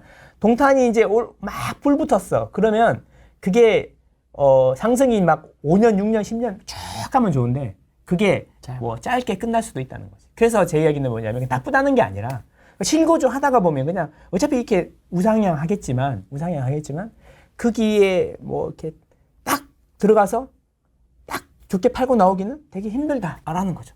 그리고 장기적으로 봐도 수익률이 다른 도시에 비해서 이제 더 좋은 입지에 비해서 수익률이 좋다고 보기도 어렵다라고 보면 난이도가 되게 높은 동네다. 투자로 생각하신다 그러면 자기에 대해서 한번 돌아볼 필요가 있다. 자아에 대해서 내가 부동산 투자를 열심히 하고 매일 아침 30분씩 매일 아침 7시 30분까지 부동산면 뉴스를 30분씩 보면서 매일매일 내가 열심히 하면서 부동산도 가고 뭐 유튜브도 열심히 보고 공부도 열심히 하고 강의도 많이 찾아다니고 친구들도 사귀고 이럴 자신이 있다 그러면 해도 되는데 그게 아니라 그냥 집 한 채 사고 내 집 마련하고 그 다음에 돈이 좀 모이면 딴 데로 가고 뭐 그런 생각이라 그러면 난이도가 있는 동네라고 할 수 있다. 공감이 됩니다. 그쵸. 저도 그게 거기서 많이 샀었어요 옛날에. 왜냐면 그때 광풍 불었을 때 항상 꼭 한창 꼭뛸 때 동탄 기사가 되게 많이 나왔거든요. 그렇지. 마지막에 이제 뭐 많이 팔았지만 못 나와가지고 2개 파느라고 힘들었어. 그렇습니다. 지금 아무것도 없습니다. 아무것도 없습니다. 답변 감사합니다. 잠실 엘리트와 비교했을 때 동판교는 용적률이 혹시나 재건축을 노려봄직한 용적률이라 그것까지 감안해서 10년 이상 실거주 2040년 정도까지요. 실거주 플러스 투자로 문의를 드렸던 것입니다. 그래서 그런 생각이시라면 그 잠실에 예. 재건축 아파트를 사면 되잖아요. 그때 저희 차 타고 봤던 아니 그 잠실 그 지금 30억 보시는 거잖아요. 오? 그 5단지나 뭐 장미 아파트 이런 거 실거주 내시면 사시면 되잖아요. 그렇죠. 그러면 동판교보다 훨씬 낫지 않을까요? 그래서 한강뷰 보이는 훨씬 낫지가 아니라 뭐 그러니까 제 이야기가 그래서 제가 함부로 말씀을 못 드리는 게 이런 대화가 자꾸 오가면 제가 그 질문하시는 분이 더 파악이 되니까 실거주하면서 그런 생각이 있다. 투자 나중에 재건축까지 바라본다라고 하면은 재건축이 동판교보다는 여기가 훨씬 빨리 되지 않겠습니까? 더 많이 올랐을걸요. 그러니까. 장미 호가가? 아니 그 30억 이야기 하시니까 30억짜리 이야기 하시니까 장미 30억이면 매매 가능한 것도 있었을 것 같으니까 그런 이야기 하는 거죠. 그러면 구축도 괜히 내 이야기 구축도 가능하시면 장미를 사시면 되지 왜 동판교를? 그러니까 동판교에 지금 사시고 동판교가 지금 좋으니까 뭐 직장 이격이 있을 수도 있고 그렇긴 하지만 모르겠어요. 뭐 자식이 있고 그러신지는 잘 모르겠지만 네. 어쨌든 뭐 제가 보기에는 직장을 뭐 이렇게 직장이 어디신지 잘 모르겠어요. 어쨌든 그렇게 보시면 구축도 가능하다 그러면 잠실 쪽에 재건축 가능한 아파트를 사는 게 동판교보다 훨씬 빠르지 않겠습니까? 가장 좋은 호재는 우리 집만 오르는 게 가장 좋은 호재예요. 다른 동네는 다른 집은 하나 안 오르고 우리 집만 딱 오르는 게 제일 좋은 호재죠. 그죠? 왜냐하면 기분은 언제 좋냐 하면은 다 올랐을 때 너도 오르고 나도 오르고 일단 기분이 별로 안 좋아. 아, 그렇죠. 니보다 내가 많이 올랐을 때 기분이 좋아. 떨어져도 네가 많이 떨어지고 내가 좀 덜 떨어져서 기분이 좋아. 상대적인 거잖아. 몇 천이라도. 우리 상대적인 거잖아. 상대적인 그 이야기를 좀 수학적으로 좀 이렇게 고상하게 이야기하면 이건 동네 아저씨 스타일로 고상하게 이야기하면 시장 수익률보다 시장 수익률을 초과했을 때가 기분이가 좋아. 그렇죠. 예, 그렇게 보면은 시장 수익률을 우리 아파트만 초과할 수 있는 방법은 우리 아파트가 재건축되는 거죠. 그렇지 않습니까? 기분이가 좋아 그때. 내 기분은 상대방의 기분이 얼마나 상대방의 기분 좋아짐 총량이 얼마나 나보다 낮으냐에 따라 결정된다라는 거죠. 그렇죠. 그렇지 않습니까? 글쎄. 그래서 그런 관점에서 잠실 오나 장미. 그치. 근데 이제 그게 가보면은 못 살아요. 뭐 테트리스 좀 하면 되죠. 노수리도 있고. 네. 아니. 아침에 이제 오늘 같은 날 지하 주차장에서 차를 타고 이제 비가 오지만 여유롭게 우산 안 쓰고 회사를 가서 회사 지하 주차장에 떼고 올라가면 비가 와도 기분이가 좋아. 안 쓰고. 기분이가 좋고. 그런데 오늘 같은 날 이제 차를 딱 타려고 나왔는데 지상 주차장에 이중 주차가 되어 있고 눈이 소복이 쌓여 있는 거. 한 손으로 우산 들고 있어요. 한 손으로 우산을 들고 이제 차를 밀기 시작해. 이제 여기서부터 이제. 밀기 시작하는데 한 대만 밀어서는 안 돼. 왜냐하면 저 뒤에부터 밀어서 이렇게 와야지 공간이 나와. 그렇죠. 그래서 그렇죠. 한 세 대쯤 밀다가 보면은 비가 옴에도 불구하고 우산을 놓게 돼. 짜증나서. 그렇죠. 우산을 놓고 두 손으로 비를 맞으면서 밀다가 보면 이렇게 밀다가 이제 손이 너무 들어오니까 팔로도 밀어요. 이렇게 밀다가. 근데 앞에 중간에 카니발 있어. 그치? 카니발 있어. 미쳐버려. 그런데 캠핑카가 있을 때도 있어. 어떨 때는. 그래서 이제 그럴 때 현타가 막 와. 야, 내가 이런 데 살아야 되나? 현타가 막 온단 말이야. 그런 경우도 있고 눈이 이제 너무 많이 와갖고 이제 출발하려고 그러는데 이게 눈이 안 보이는 거야. 눈을 치우는데 눈이 얼었어. 그래서 카드로 눈을 깨는데 안 깨져. 그래서 조금 더 세게 하면은 이제 앞유리에 키스가 갈 것 같아. 소리 나잖아. 기스 나면서 소리 나잖아. 옛날 같으면 벌써 출근했는데 현타가 오는 거죠. 난 사륜기둥인데도 불구하고 아무 소용이 없는 거야. 그래서 이제 지하철 타고 가는 거지. 그러면서 지하철 타고 가면서 현타가 오는 거지. 그런 걸 이길 수 있다면 하시면 되죠. 집은 수리하면 되는 거니까. 수리를 하면 되잖아요. 수리 쫙 해갖고 호텔처럼 살면 되잖아요. 그러니까 멤버스 회원 중에 그분의 이제 이야기예요. 이야기인데 그분의 스토리는 내가 이제 좀 각색해서 한 거야. 근데 그분 스토리 집은 올수리하면 호텔처럼 살면 되니까. 그래서 내가 집 밖에 안 나가면 되겠다. 뭐 이렇게 그러면 되니까 그게 가능하시다 그러면 우리 집만 떡상하는 그런 그는 재건축밖에 없다. 그게 기분이가 좋다. 장미, 잠5 아시아 선수촌 중 어떤가요? 고민 중입니다. 잠실에 재건축 단지들이 많죠. 네. 많은데 지금 이제 잠실주공 5단지가 제일 대장이고 원래부터 부자들이 많이 살았고 거기에. 그 다음에 장미 아파트도 대장이고 원래 거기도 부자들 많이 살았고 왜 그 두 개의 집은 예전 기준으로 부엌 옆에 입주 가사 도우미 방이 따로 있을 정도로 식모방. 그치 옛날 말로 식모방 그래서 있을 정도로 구조 자체가 부자들을 위한 구조였다 이렇게 보시면 되겠고 물론 그게 막 30평대 뭐 우대 있긴 하지만 어쨌든 뭐 그런 구조였고 네. 그 다음에 아시아 선수촌이 진짜 부자들이 많이 살고 지금도 많이 사시고 중대형 위주로 되어 있고 지금 이제 재건축 중에 진행이 좀 되고 있는 건 말씀드리는 거예요. 자, 그 다음 그 바로 옆에 우성 1, 2, 3 이렇게 레미안하고 차이가 붙었죠. 누가 될지는 뻔히 답 나온 거 아니야? 자이자이 하잖아. 그치? 예. 그러니까 뭐 레미안 있고 그 다음에 우성 1, 2, 3 말고 떨어져가지고 우성 4가 있죠. 거기는 이제 아크로 브랜드를 붙이기로 했죠. 그가 있고 대략 그 정도? 이거 지금 이제 입주를 앞두고 있는 게 잠실 러엘이나 잠내야 정도 있고. 그러면 이제 이 장미, 잠실주공 5단지, 아시아 선수촌, 우성 1, 2, 3 4개 중에 뭐가 좋냐라고 하면 다 좋은데 시간의 문제 아니겠습니까? 결국은 내 건데. 다만 아시아 선수촌은 속도가 좀 느린 게 있지. 그 이유가 일단 부자들이 너무 많은 것 같아. 이런 건 너무 좋아서 안 되는 것도 있어요. 부자들이 많아서 속도가 느려요? 그렇지. 아니 먼지나긴 뭐 이렇게 나이도 많고 뭐 내가 무슨 부귀 영화를 누리겠다고 재건축을 하고 피곤하게 뭐 이사를 다니고 그러냐 먼지 날리게 약간 이런 느낌이 있다니까. 그래 아니면 뭐 뭔가 굉장히 좀 신중하고 까다롭게 이렇게 좀. 그렇지. 뭐 하면 또 뭐 이렇게 나는 절대 한강뷰 안 주면 절대 못해. 뭐 이런 약간 이런 느낌이 있다니까. 전 조합원 한강뷰. 그렇지. 압구정동도 약간 그런 느낌이 있을 거야. 좀 더 진행해 보면 약간 그런 느낌이 있는데 그래서 진행 속도 측면에서 보면은 잠실주공 5단지나 장미 또는 우성 1, 2, 3 정도가 괜찮고 우성 4는 약간 아무래도 다른 거에 비해서 입지가 좀 많이 떨어지니까 섬 같거든. 거기가 섬. 그 빌라라는 바다에 있는 섬 같거든. 좀 이렇게 떨어지니까 뭐 그게 나쁘다는 게 아니에요. 상대적으로. 그러니까 그 세 개 중에 하나 고르시면 될 건데 속도는 이제 뭐 잠주 5가 빠르고 빠른 아웃풋을 원한다. 잠주. 그 소리 없이 강한 걸 원한다. 그 장미. 물론 장비도 이제 상가 문제를 해결해야 되겠지만 상가 문제는 어디에도 있는 거니까. 그 다음에 장미나 우성 1, 2, 3은 비슷한 수준이 되지 않을까 싶고 아시아 선수촌은 넓고 중대형이 있고 좋긴 한데 이렇게 속도가 생각보다 빨리 안 나더라고요. 옛날부터. 오래되긴 되게 오래됐거든. 아마 그게 이수근 옛날 건축가 이수근 씨의 작품일 거야. 이수근 맞나? 그런데 속도는 조금 이렇게 아무래도 그 의견 모으기가 쉽지는 않을 것 같다. 다 잘하신 분들이라 그런 느낌이 좀 있다. 이런 거지. 우성 1, 2, 3이나 이제 아시아 선수촌은 약간 중후한 매력이 있는 그런 느낌이라 그러면 장미나 그 잠실주공 5단지는 거기에 비하면 약간 좀 더 캐주얼한 동네 분위기 그런 거라고 보시면 돼요. 거기는 아시아 공원이 있어갖고 아시아도 공원이라고 그러죠. 조용하고 좀 찬찬히 고즈넉한 이런 느낌이 많고요. 그들만의 리그 같은 느낌이 되게 강하고 잠실 쪽은 아무래도 그 잠실역 쪽은 아무래도 이제 젊은 사람들도 많고 약간 캐주얼한 느낌이 좀 있죠. 그런 차이가 좀 있습니다. 그게 이제 개인마다 차이가 선호도의 차이가 있는 거니까 그런 거 고려하셔서 하시면 될 것 같습니다. 아시아 선수촌 시어머니 사시는데 재건축 귀찮다고 합니다. 이대로도 좋다고. 정확하네요. 집을 인테리어를 몇 억을 들여서 해놨는데 뭘 가냐. 좋다. 뭐 우리는 주차장도 널널해. 막 이런 거예요. 그렇죠. 카파트폰 넣으면 돼. 막 지하 주차장 없으면 못 돼. 지금 서울시장이 아주 급박하게 돌아가고 있어요. 급박하게. 그거를 급박하게라는 표현의 근거가 뭐냐? 이게 빨간색 보이시나요? 빨간색? 네. 이게 망고맵이라는 건데, 이것도 제가 객관적으로 판단하시라고 눈에 보여드리기 위해서 만든 거예요. 지난주 한국 공식 통계, 국가 공식 통계인 한국부동산원의 주간 아파트 상승률. 뭐냐면 지난주 대비 이 아파트가 올랐어요, 내렸어요. 이 상승률을 각 구별로 색깔로 표현한 거죠. 빨간색이 지나면 많이 오른 거고, 파란색이 지나면 많이 내린 거예요.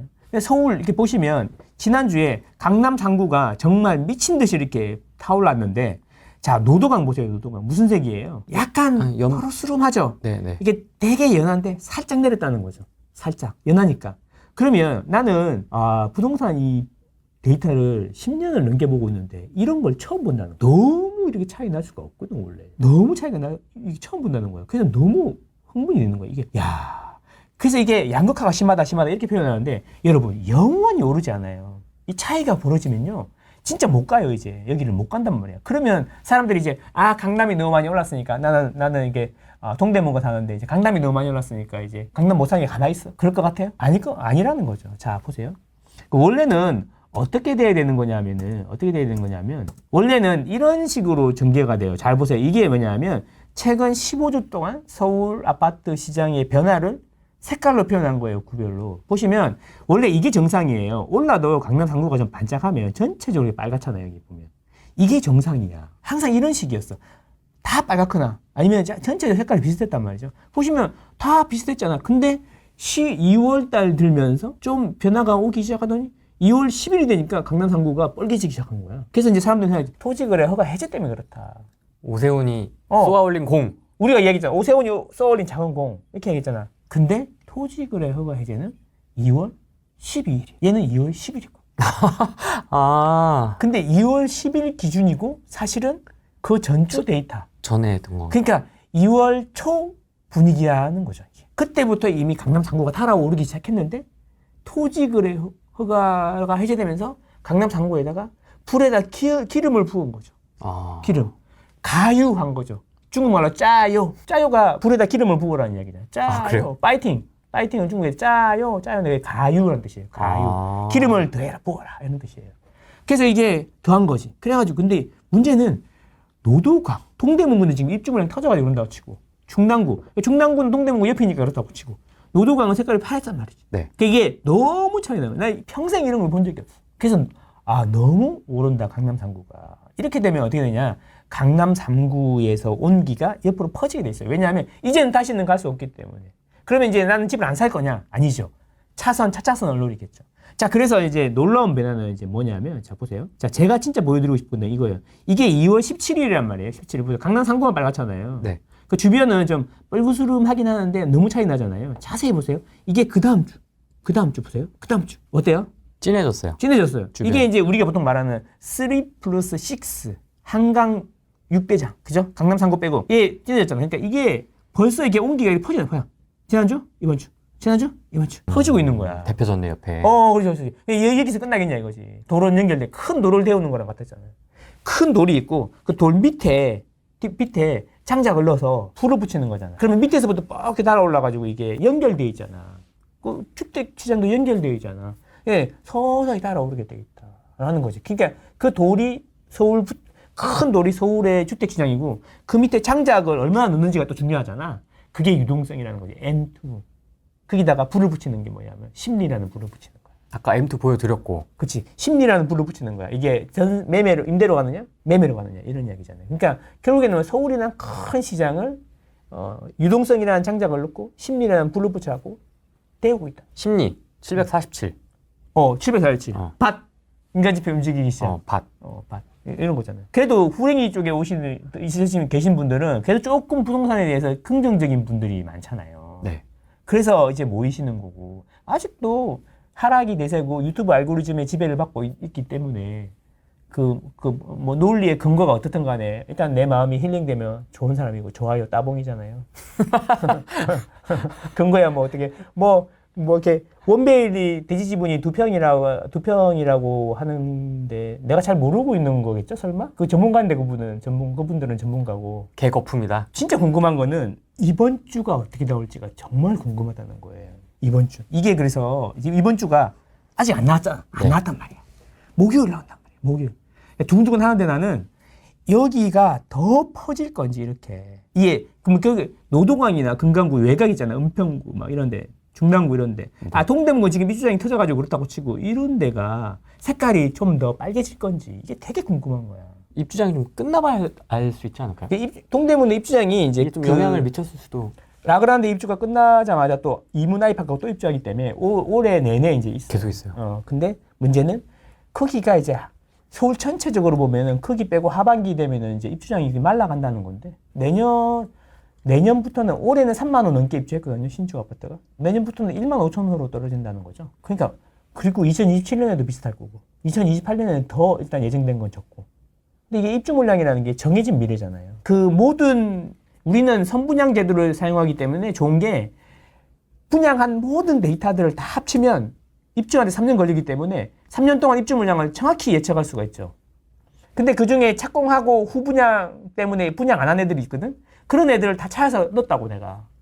우리 랩스 애들하고 같이 하고 넣었다고. 그렇게 봐도 40년 내에 최저인데 2027년까지는 무조건 정해진 미래다. 그 사이에 새로운 아파트 입주 물량이 들어올 수가 없어요. 왜? 착공을 하면 3년 뒤에 보통 입주를 하기 때문에 지금 착공하지 않은 게 3년 안에 입주가 될 이유가 없잖아. 그렇지 않습니까? 놀랍다. 더 놀라운 거는 서울 아파트 입주 물량에 착시 효과가 있어. 옛날하고 달라. 착시. 무슨 착시 효과냐면 보통 입주 물량을 이제 큰 회사들 있잖아요. 큰 빅데이터 회사들이 집계하는 게 뭐냐면 그 청약홈에서 청약하는 그 아파트로 청약하는 거 있잖아요. 그걸 다 집계를 하거든요. 집계해서 올려준단 말이에요. 그런데 이게 문재인 정권 때 이게 바뀌었어요. 그 청약홈에다가 공동주택은 30호 이상이면 무조건 등록해서 해라. 이런 식으로 법이 바뀌었단 말이에요. 그러니까 그렇게 되니까 뭐가 이제 공동주택이잖아. 우리가 아파트가 아니고 공동주택이잖아요. 그 여러분은 도시형 생활주택이나 동네에 50호짜리 이런 거 있잖아요. 그게 아파트라고 생각해요? 빌라요. 그렇지. 그것도 청약홈에서 판매하게 돼 있다는 거죠. 그래서 그 이전, 문재인 정권 중반 이전 데이터에는 그런 게 안 들어가고 진짜 아파트만 있었는데 이제 그 도시형 생활주택이나 동네에 이제 아파트라고 보기에는 애매한 그런 것들도 다 물량이 들어갔음에도 불구하고 입주 물량이 그렇게 없다는 거예요. 자, 그러면 앞으로 이게 개선이 될 거냐? 서울에 그래서 재개발 재건축은 막 불 붙어가지고 막 될 거냐? 될 것 같아요? 쉽지 않겠죠. 서울은 만성적인 공급 부족 지역임에도 불구하고 이게 개선될 여지가 없다는 거죠. 적극적으로 재개발 재건축을 해야 되는데 그게 쉽지 않다는 거죠. 왜 있는 집 부시고 짓는 거니까. 그리고 그 재개발 재건축 하려면 오랜 시간이 걸리는데 거의 20년 걸릴 수도 있고 빨라야 10년인데 그러면 지금 하고 있는 시장이 추진을 하더라도 이 시장이 바뀌고 나서 새로운 시장이 들어가고 나는 뭐 이렇게 서민들이 쫓겨나는 건 싫어. 재개발 재건축 안 할래. 그래버리고 다 해제해버리면 이제 그 사람이 사라지더라도 그 다음 시장이 들어왔을 때 그걸 해결하려고 그러면 또 10년이 걸리는 거야. 새로 지정해야 되니까. 그럼 해제하면 다시 처음부터 해요? 동의를 그쵸? 아, 진짜 그게 어려웠다. 그게 지난 서울시장의 10년 동안 47%를 해제했거든. 그러니까 그게 나는 잘못했다고 이야기하는 게 아니라 내가 바꿀 수 있는 것도 아니고 그 사람이 그렇게 했잖아. 그 팩트잖아. 그러면 그걸 바꿀 수 있는 게 아니라 그럼으로 인해서 서울시장에 장기적으로 안정적인 공급 기반의 씨를 말려버렸구나. 반을 없애버렸으니까. 그리고 나서 그걸 다시 추진한다고 해봐요. 그럼 그게 지정이 된 게 대부분 2000년대 후반에 지정된 게 많거든. 다 해제했단 말이야. 2010년 중반에. 동의서를 주민들이 받아가지고 20% 이상 동의 받으면 해제가 되는 거야, 자발적으로. 근데 그걸 공무원들이 받으러 다녔어, 해제 동의서를, 그때. 그래서 해제를 많이 했단 말이야. 낙교도 해제되고. 내가 알고 있지. 우리 구역이 해제가 됐으니까. 그래서 그때는 기분이 나빴는데 지금은 좀 이렇게, 지나고 나니까 그분 덕에 서울 집값이 더 많이 올랐구나. 이런 생각이 드는 거야. 지금 오 시장이 열심히 하고 있지만 이 사람이 지금 지정해갖고 입주하려고 해도 최소 10년 걸릴 거니까. 그 성과가 10년 정도 지나야 이제 효과가 날 건데 이 추세가 계속 유지된다는 가정하에. 근데 지금 오 시장님께서는 시장 말고 다른 거에 대한 꿈이 자꾸 부풀어 있으신 것 같지 않아요, 느낌? 지금 무조건 준비하고 있다고 합니다. 100%입니다. 그러면 이제 혹시 지금 윤 대통령이 탄핵이 되면 대선의 후보로 나올 수 있다 이런 거잖아요. 그렇습니다. 그러면 시장지를 내려놔야 되잖아요. 그렇습니다. 그럼 뭐 보궐선거가 또 있을 거고. 1년이 안 남으면 보궐선거는 안 하고 대행 체제로 간다는 얘기가 있어요. 뭐 그런데 어쨌든 바뀔 거잖아. 2027년에 무조건 바뀌는 거 아니에요? 맞습니다. 그 이제 두 번 이제 바뀔 거 아니야. 그러면 그 시장이 누가 됐느냐에 따라서 또 향후 10년이 결정이 되는 거거든. 지금은 지난 10년의 영향 아래 있는 거고. 그러니까 잘 생각해봐야 돼요. 집값이 오르는 게 아니라 돈이 늘어나는 거다. 돈은 아까도 봤지만 지속적으로 계속 늘어나고 있어. 그럼 집값은 오를 수밖에 없는데 그 방법은 하나밖에 없어요. 보세요. 비커에다가 유동성이나 물을 일정하게 계속 수도꼭지 틀어놓은 거하고 똑같아요. 그러면 이제 비커에 물이 계속 차오르겠죠. 그러면 계속 물은 차오르는데 집은 그대로인데 계속 물이 차오르니까 가격이 올라가는 거잖아. 그러면 이거를 가격을 잘 유지하려면 어떻게 하느냐. 비커를 점점 크게 만들어야 되는 거죠. 이 주택시장이라는 공간에 계속 유동성이라는 물이 계속 일정하게 흐르는데 이 가격이 안 오를 수가 없는데 가격이 안 오르게 하려면 이 주택시장이라는 공간을 계속 늘려야 되는 거잖아. 그란데에서 벤티로. 벤티에서 벤티로 벤티에서 벤티에서 자꾸 늘려야 되는 거잖아요. 유동성이 늘어나는 것보다 더 빨리 늘어나면 되는 거잖아요. 그러면 이제 서울의 집값이 안정이 될 거란 이야기죠. 안정이 될 건데 그렇게 하려고 그러면 재건축 재개발을 해야 되고 그래서 재개발 재건축을 해야 되는데 그게 한 10년 20년의 장기 프로젝트가 돼야 되는데 중간에 정권이 자꾸 바뀌니까 시장이 바뀌고 하니까 이게 불확실성이 너무 큰 거야. 그래서 그러면 이제 그렇게 이 나라가 잘못됐고 뭐 바꿔야 되고 이런 이야기를 하고 싶은 게 아니고 그래서 서울의 집값은 앞으로도 공급이 계속 없겠네. 유동성은 계속 차오르고 그러면 앞으로도 서울의 집값이 상대적으로 시장 수익률을 되게 많이 상회하겠네. 그러면 일단 다른 건 모르겠는데 일단 서울의 집 하나 베이스 캠프 차려놓고 나머지 돈으로 나중에 지방을 하든 뭘 하든 이렇게 하는 전략이 유효하겠네. 정권이 바뀌든 탄핵이 되든 안 되든 그 다음 대통령이 누가 되든 빨간색이 되든 파란색이 되든 관계없이 어차피 다주택자에 대한 지금 가치관이 바뀔 리는 없거든. 1주택이나 무주택, 일시적 1가구 2주택까지는 선이요. 나머지 다주택자는 악이라는 이 기본 전제가 바뀌겠냐? 안 바뀔 거란 말이지. 그러면 옛날처럼 2010년대처럼 뭐 전세가 차오르면 뭐 그게 매매 수요로 연결이 돼서 갭 투자를 해서 그 얘기잖아. 규제 다 풀리고 가격이 꼬라박아가지고 주택시장이 박살 날 거니까 30% 빠진 다음에 박살 날 거니까 그때 내서 집을 아무도 안 사고 집값이 계속 내리면 그때 다주택자 규제 풀어줄 거니까 갭 붙었을 때 사가지고 10채 20채 100채 하자는 거잖아. 깔끔하게 요약하시네. 근데 그게 안 되잖아. 그게 안 될 거라고. 집값이 안 빠질 거니까. 안 될 거라고. 그래서 앞으로도 큰 이 다주택자들에 대해 바라보는 시각이 크게 안 바뀔 거기 때문에 앞으로 최소한 5년, 10년 정도 적어도 서울에서는 1주택이나 1시적 1가구 2주택이 그 이하만 선이고 다주택은 악으로 될 거다. 그 이야기는 뭐냐면 세제 혜택이라든지 이런 게 없을 거다. 취득세라든지 이런 거 깎기 쉽지 않을 거다. 이런 이야기예요. 그렇게 보면은 나의 그 주택 구매 전략은 서울의 베이스 캠프에 그런데 공급은 줄어들잖아. 그러면 서울의 베이스 캠프 좋은 거 하고 나머지 돈이 생겼을 때 일시적 1가구 2주택이나 아니면은 다른 것들을 하는 걸 고민해봐야 되는데 능력 있으면 미국 주식도 하고 주식도 하셔도 되고 코인도 하셔도 되는데 그게 하셔도 된다. 나는 그렇게 생각하는 거지. 근데 그게 안 된다 그러면 일단은 서울의 베이스 캠프 하고 지방에 뭘 사는데 다주택자 규제를 풀어준다면 그것도 한번 생각해 볼 필요는 있는데 아직까지는 아닌 것 같다라는 거죠. 그래서 저는 서울 무세인 이유가 오늘 처음 이야기하네. 서울 무세인 이유 이것 때문에 그래. 이런 생각을 봤던 건 서울 무세가 된 거죠. 서울 무세가. 근데 이게 바뀐다면 나는 과감히 지방에 뭘 살 생각이 있어요. 아직은 없어요. 아직은 지방은 물량이 너무 넘쳐나고 금리도 아직 제가 보기에는 금리도 아주 긴축적인 상황이다라고 판단하거든요. 한국은행 총재도 아직도 우리나라 금리는 긴축적인 상황이다. 그래서 2번 내릴 거라는 이야기잖아. 긴축적인 상황이라는 게 여러분 금리가 높다라고 이야기하는 거예요. 한국은행 총재 자체가 우리나라 기준금리가 높다라고 표현하는 거예요 지금. 그러니까 지방은 금리도 높은데 지방은 물량도 많아.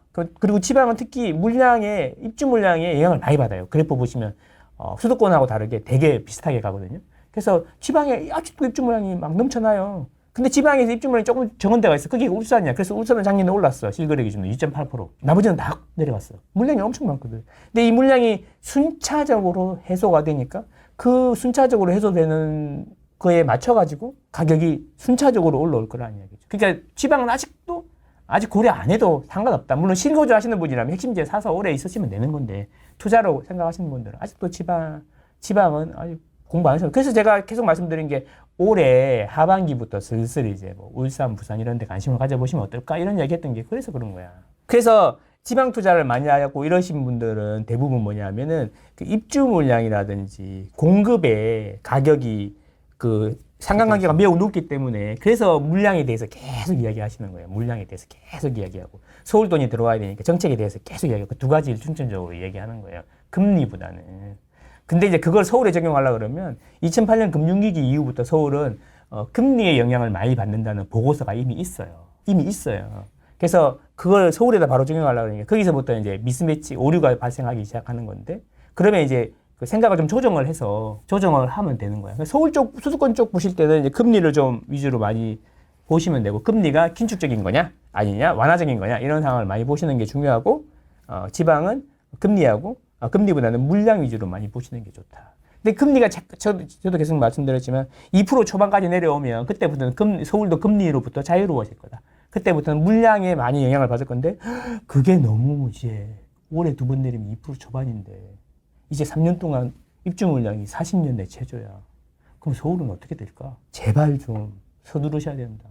근데 이제 이게 문제가 뭐냐면 2025년 초가 아주 중요한 시기라는 거죠. 왜? 이제 2025년 초는 제가 생각하기에 아까도 보여드렸지만 이 그림 보여드렸지만 이게 그 상승의 온기가 강남 상구에서 옆으로 퍼지는 그런 시기가 될 거다라는 거죠. 그러면 이제 퍼지는 시기가 될 거고 양극화를 일정 부분 해소하는 시기가 될 거다 이런 이야기예요. 근데 거기서 중요한 포인트는 대출이거든요. 그래서 대출 정책에 따라서 길게 놓고 보면 오를 것 같지만 이 중간중간에 출렁임이 있을 거란 말이지. 그 출렁임이 어떻게 될지를 살짝만 예상해 보면은 왜 내가 자꾸 3월, 4월이 중요하다고 하는지 알 수 있다는 거죠. 여기서 딱 편집하고 그다음 딱 대출하면 봐요. 아, 편집점까지? 이게 되게 중요한 시기다. 3월, 4월이. 진짜 저는 두근두근한다. 왜 3, 4월입니까? 자, 대출이 중요하거든요. 대출. 왜냐하면 아직도 서울 부동산 이야기하는 겁니다. 죄송하지만 서울 부동산 위주로 아까 서울 부동산 위주로 이야기해야 되는 근거는 아까 말씀드렸으니까 서울 부동산이라고 하면 서울만 이야기하는 게 아니고 서울에도 경기도 같은 데가 있고요. 경기도도 서울 같은 데가 있어요. 서울 권역이라고 할게요. 서울 권역의 권역 기준으로 보면 대출 금리가 중요하잖아요. 왜냐하면 아직도 긴축적인 상황이기 때문에. 자, 그러면 대출 정책이 어떻게 바뀌냐에 따라서 2024년에도 좌우가 됐거든요. 근데 2025년에도 비슷할 거라고 생각해. 자, 상반기는 적어도. 자, 보세요. 분명히 7월에 스트레스 DSR 3단계를 한다고 난리를 칠 겁니다. 그러면 스트레스 DSR 3단계가 매우 중요한 트리거가 될 수 있는데 네. 그 중에 일단 중요한 건 뭐냐면 전체적인 2025년 대출에 대한 정부나 한국은행의 스탠스에 대해서 좀 알아볼 필요가 있어요. 맞습니다. 그렇죠? 대출이 지금 부동산 가격을 서울 부동산 가격을 움직이고 있으니까. 그래서 이제 이거죠. 기본적인 스탠스는 한국은행의 이창용 총재의 입에서 나온 거예요. 자, 정부에서 뭐라 했어요? 금리를 내려주세요. 2023년, 4년에 계속 이야기했죠. 이창용 총재가. 금리 내리면 부동산이 떠서 안 됩니다. 왜요? 부동산 뜨면 안 돼요? 안 됩니다. 부동산 대출을 너무 많이 받아갖고요, 사람들이. 이걸 이자 내느라고 돈을 안 써요. 그래서 내수가 골로 가고 있어요. 그래서 금리를 못 내립니다. 그랬더니, 그래도 내수 경기가 다 퍼지는데 금리 내려줘야 되는 거 아닙니까? 라고 했더니, 그러면 가이드라인을 제시하겠다. 그래서 뭐라고 그랬어요? GDP 성장률 내에서 부채가 증가하기를 바란다. 그리고 더 중요한 건 장기적으로 이자 내느라고 내수 경기가 활성화가 안 되는데, 그러면 이자를 얼만큼 내야 활성화가 되는데요? 그 가이드라인이 GDP 대비 가계부채가 80%대이면 괜찮을 것 같다. 라고 이야기했단 말이에요. 그래서 그러면 오케이. 정부에서는 그러면은 GDP 대비 가계부채의 비율을 세계 최고 수준이었는데 80%대까지 낮춰보겠다. 라고 하는 거죠. 그러면 그거 구체적인 방법은 어떤 거냐 이런 거잖아. 이렇게 중요한데 아무도 뭐 이야기를 안 해서 너무 푸나 오늘? 자, 들어보세요. 네. 자, 그럼 결국에 뭐냐면 우리나라 GDP가 뭐 3천조 원 좀 넘고 막 그러는 것 같아. 근데 우리나라 가계부채가 2천조 원이 넘어요. 자, 그런데 97%에 있던 걸 지금 90.7%까지 떨어뜨렸거든요. 네. 그럼 80%대로 떨어뜨리는 게 80% 중반까지는 가야 된다는 이야기 같잖아. 그럼 좀 더 떨어뜨려야 돼요. 어떻게 하느냐? 그럼 GDP 성장률 내에서 가계부채를 관리한다는 건데, 그래서 3.8이라는 숫자가 나와요. GDP 대비 가계부채가 이제 2021년에 98.7%에서 점점 내려와가지고 지금 90.5%라는 거예요. 그래서 이걸 80%대로 떨어뜨리고 싶다는 거예요. 그래서 80%대로 떨어뜨리면 이제 사람들이 이제 이자 내느라고 돈을 못 써가지고 경기 침체되는, 내수 침체되는 걸 막을 수 있다. 이렇게 생각하는 것 같아요. 가이드라인이에요. 그럼 그래서 이것대로 이제 실행을 하는 거야. 구체적으로 이제 가이드라인이 내려왔으니까 구체 실행 방안을 만들어야 될 거 아니야. 그게 네. 이제 금융위원회에서 이제 하는 건데. 자, 그래서 이번에는 이제 뭐라고 했냐면은 올해도 작년 수준을 유지하겠다. 그래서 90.5% 이렇게 얘기한 거지. 자, 그러면 이게 어느 정도 수준이냐? 작년만큼 유지한다는 게 어느 정도 수준이냐? 이건데 그 이야기가 자 보세요. 2023년 가계자산은 이경 3천조 원. 그래서 증감률이 2.1%. 비금융자산은 이 부동산이라는 거죠. 부동산도 2.1% 증가했고 금융자산은 이경 2,899조. 금융부채는 이경 1,855조. 그러니까 순금융자산이 1,045조라는 거야. 이 금융부채라는 게 뭐냐면 대출받은 거라는 이야기잖아요. 근데 중요한 건 뭐냐면 이게 순금융자산이 3% 증가했어요. 그래서 가계부채 비율이 떨어진 거죠. 무슨 소리냐? 부채도 증가했는데 부채보다 자산이 더 빨리 증가했다는 거야. 여기서 더 중요한 게 있어요. 금융 자산이 금융 부채보다 많아. 그러니까 현금이 부채보다 많아. 그래서 우리나라 가계는 사실 지금 있는 현금으로 부채를 다 갚을 수도 있어. 이렇게 탄탄한 거란 말이야. 근데 GDP 대비로 국제적인 기준에 맞추려다 보니까 되게 허접해 보이는 것 뿐이야. 그러니까 우리나라 가계는 되게 탄탄한데 이런 걸 하는 게 너무 마음에 안 든다고 내가 계속 이야기했지만 그럼에도 불구하고 정부가 3.8%로 GDP 성장률 내에서 관리를 해버린다 그러니까 거기에 맞춰서 살아야 되는 거지 나는. 화낼 게 아니라. 자, 그래서 이제 3.8%라는 이야기가 나와요. 올해도 가계부채 증가율이 3.8% 내로 돼야 된다. 이런 거죠. 지난해에는 5.7%였어요. 이게 뭐냐면 경제성장률이 3.8%가 말이 돼? 1.5%라며? 장난해? 자, 경상성장률이 있고 실질성장률이 있죠. 그러니까 경제성장률 1.5%가 실질 경제성장률을 이야기하는 거야. 그러니까 3.8%에서 물가상승률 2.2%를 빼면 뺀 거죠. 뺀 거죠. 2.1% 이렇게 빼면 실질성장률이 있는 거. 물가보다 우리가 말하는 경제성장률은 물가보다 더 성장했다는 이야기인 거예요. 플러스면. 자, 근데 이제 그럼 명목 성장률이 3.8%니까 이게 경상성장률이라고 보통 이야기해요. 3.8%니까 가계 부채를 3.8% 증가, 작년보다 3.8% 증가하는 수준에서 관리하겠다 이런 이야기인데 그렇게 되면 무슨 일이 생기냐면 가계 부채보다 GDP가 크니까 GDP도 3.8% 늘어나고 그 다음에 경상성장률, 가계 부채도 3.8% 늘어나면 실제적으로 GDP 대비 가계 부채가 줄어드는 게 되는 거죠. 자, 그러면 그 다음 장으로 넘어와서 그러면 도대체 이게 무슨 소리냐? 그럼 작년에 볼까요? 작년에 보면은 7월, 8월에 보면은 5.2조 늘어나다 8월에 9.7조가 늘어났잖아요. 네. 그러니까 바로 뭐 나왔잖아. 나왔는데 9월에 DSR 2단계 시행한다 그랬잖아요. 2단계 시행한다 그러는데 이것 때문에 급나가지고 쫄아가지고 8월 달에 몰린 기한이 있잖아요. 그래서 8월 달에 제일 많이 올랐어요. 거래량도 많았고. 대출 밀어넣기. 그렇지. 근데 9월 달에도 여전히 5조 나왔어. 10월 달에 6.5조 나왔고 11월 달에도 5조 나왔단 말이에요. 그쵸? 계속 이 정도였단 말이죠. 자, 그러면 가계부채가 2,000조인데 3.8% 계산하기 좋게 4%라고 해볼게요. 그러면 1년에 428, 80조만큼 늘어나는 것은 용인하겠다라는 이야기인데 여기 또 중요한 포인트가 뭐냐. 올해는 한쪽으로 몰리는 것을 막겠다. 특정 달에 몰리는 것을. 그래서 골고루 펼치겠다 이런 이야기죠. 그러면 계산하기 좋게 5에서 6조 정도씩 월별로 배분이 되면 가장 좋겠지만 절대 그렇게 안 될 거거든. 그렇죠. 그러면 똑같이 몰릴 건데. 어쨌든 제가 보기에는 5에서 6조가 월별로 넘어가기 시작하면 워닝 사인을 주다가 막 7조, 8조 되면은 이제 규제가 또 나올 것 같단 말이에요. 자, 그러면 언제 그게 될 거냐? 자, 9월 달에 DSR 2단계를 한다 그래서 8월 달에 몰렸으니까 이번에는 7월 달에는 3단계를 하니까 더 빡세게 할 거란 말이에요. 그러면 언제 몰리겠어요? 5, 6월. 그렇지. 머리는 못 박을 때 쓰는 게 아니야. 이럴 때 쓰는 거야. 그렇지. 요 정도 머리는 그렇지. 다 있지. 그렇지. 그러면 상식적으로 5, 6월에 몰릴 건데 특히 6월에 많이 몰려. 그러면 거래량이 6월에 폭발할 거야. 그러네요. 가격도 오르겠죠. 그러면은 집값이 5월, 6월에 많이 오르고. 그래서 6월에 규제가 나올 가능성이 크거나 또는 7월 달 걸 빨리 하라거나 더 빡세게 해라. 수도권은 가상금리를 더 올려라. 이렇게 얘기할 거란 말이에요. 그래서 5, 6월에 모을 거니까 5, 6월 가격이 많이 오를 거예요. 그러면 지금 이제 3월 달이잖아요. 제가 어제 왜 특강을 했냐면 제발 좀 5, 6월이 되기 전에 미리 선점을 해라.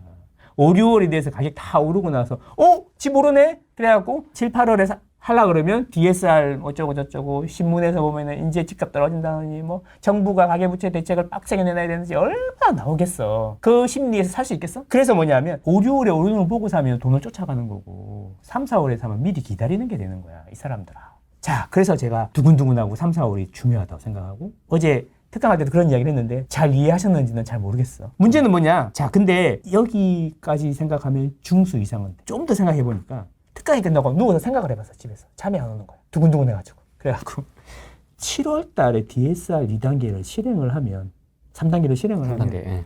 그게 확 줄어드는 게 아니다. 대출이 안 나오는 게 아니라는 거지. 대출이 안 나오는 것처럼 이야기하겠지만 대출이 안 나오는 게 아니고 한도가 줄어드는 거야. 한도가 5억 나올 게 3억 5천 나오는 거지. 그죠? 그리고 분명한 거는 금리가 떨어져 있을 거야. 금리도 내려가고 한도도 내려가고. 그래서 내가 더 빌릴 수 있지만 더 빌리지 못하게 만들 거야. 자, 그러면 보세요. 9월 달에 시행한다고 해서 8월 달에 몰렸었는데 작년에.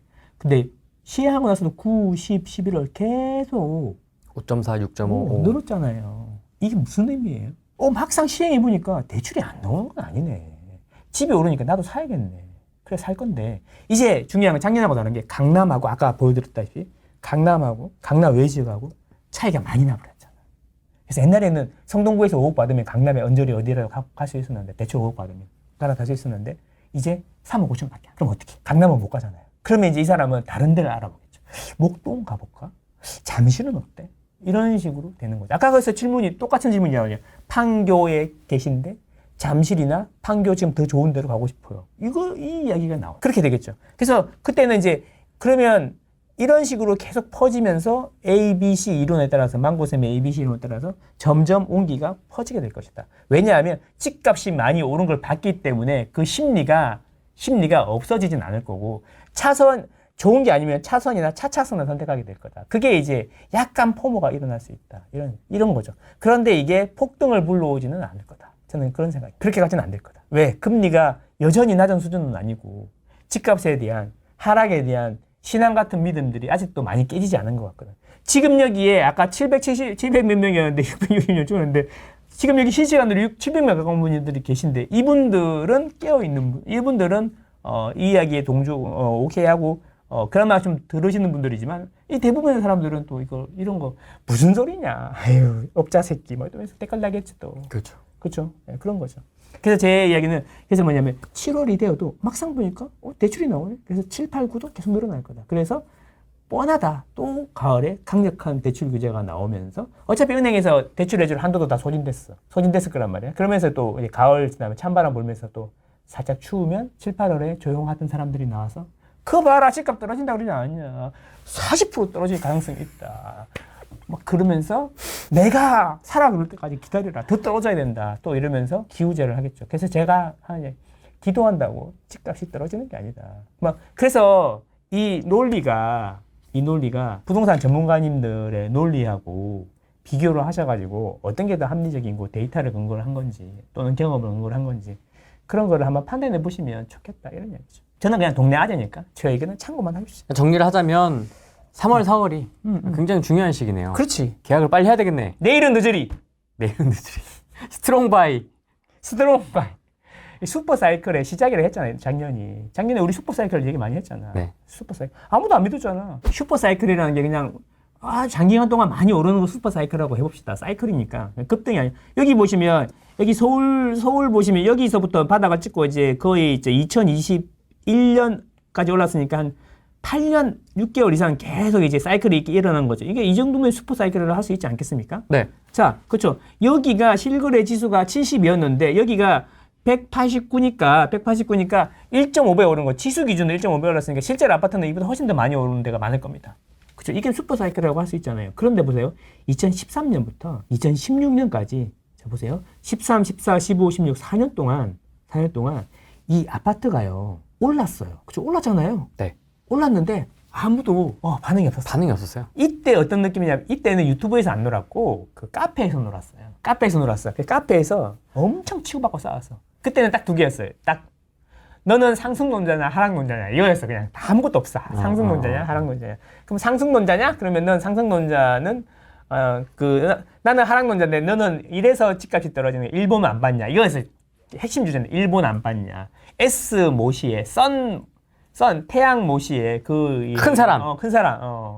그 미국에서 공부하신 분. 네. 그래서 그런 의미요. 일본처럼 침체가 올 거고 버블 세븐 안 봤냐? 용인 안 봤냐? 추억의 단어들 막 지나간다 지금 막. 착살났다. 뭐 하우스 푸어 몰라?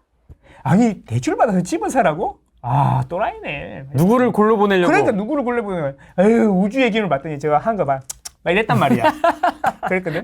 그랬는데 시간이 갈수록 상승론하고 하락론이 갑론을박, 좋게 갑론을박이지만 쉽게 말하면 개싸움을 했지. 피 터지게 싸웠죠. 그러다가 이제 15년 정도 되니까 조금 이제 상승론이 조금 더 힘을 받기 시작하는. 하지만 여전히 하락론자는 날카로운 이빨을 그러고 있어. 그러다 2016년이 되면 15년, 16년이 지나면서 이제 강남 당구가 조정 지역이 지정이 됐을 거야. 그래서 그때부터 이제 본격적으로 상승을 하기 시작하거든요.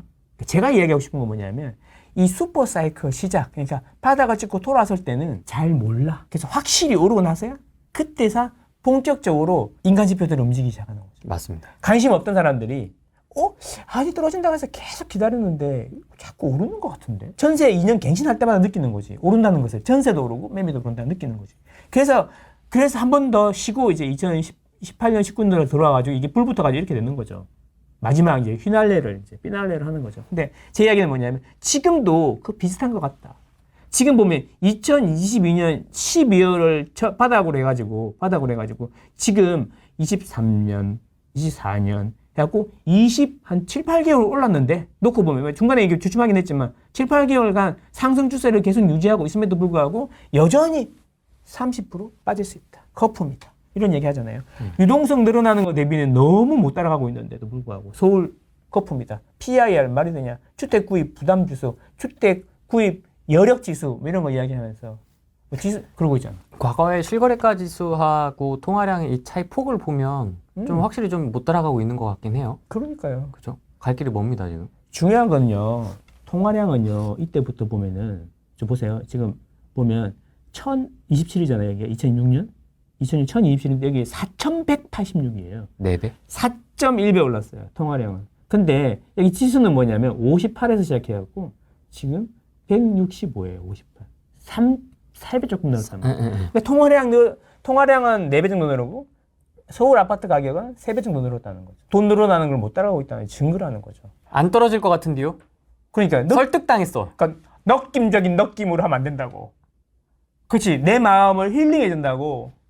돈이 들어가는 거잖아. 돈은 감정이 없고 냉정한데 자꾸 돈에다가 자산에다가 내 감정을 넣으면 네 감정만 다치는 거죠. 차가운 머리가 필요하다는 거죠. 차가운 머리. 돈을 벌면 따뜻하게 쓰면 돼. 그러니까 돈 이야기할 때는 차가운 머리가 필요하다는 거예요. 그래야 실수를 안 해요. 그죠? 이런 생각을 하거든요. 아니 내가 존재하는 이유가 뭐야? 행복? 응? 그치. 그냥 이런 거잖아. 그 중식이 노래처럼 그냥 나는 빛나는 별인 줄 알았는데 알고 봤더니 벌레였어.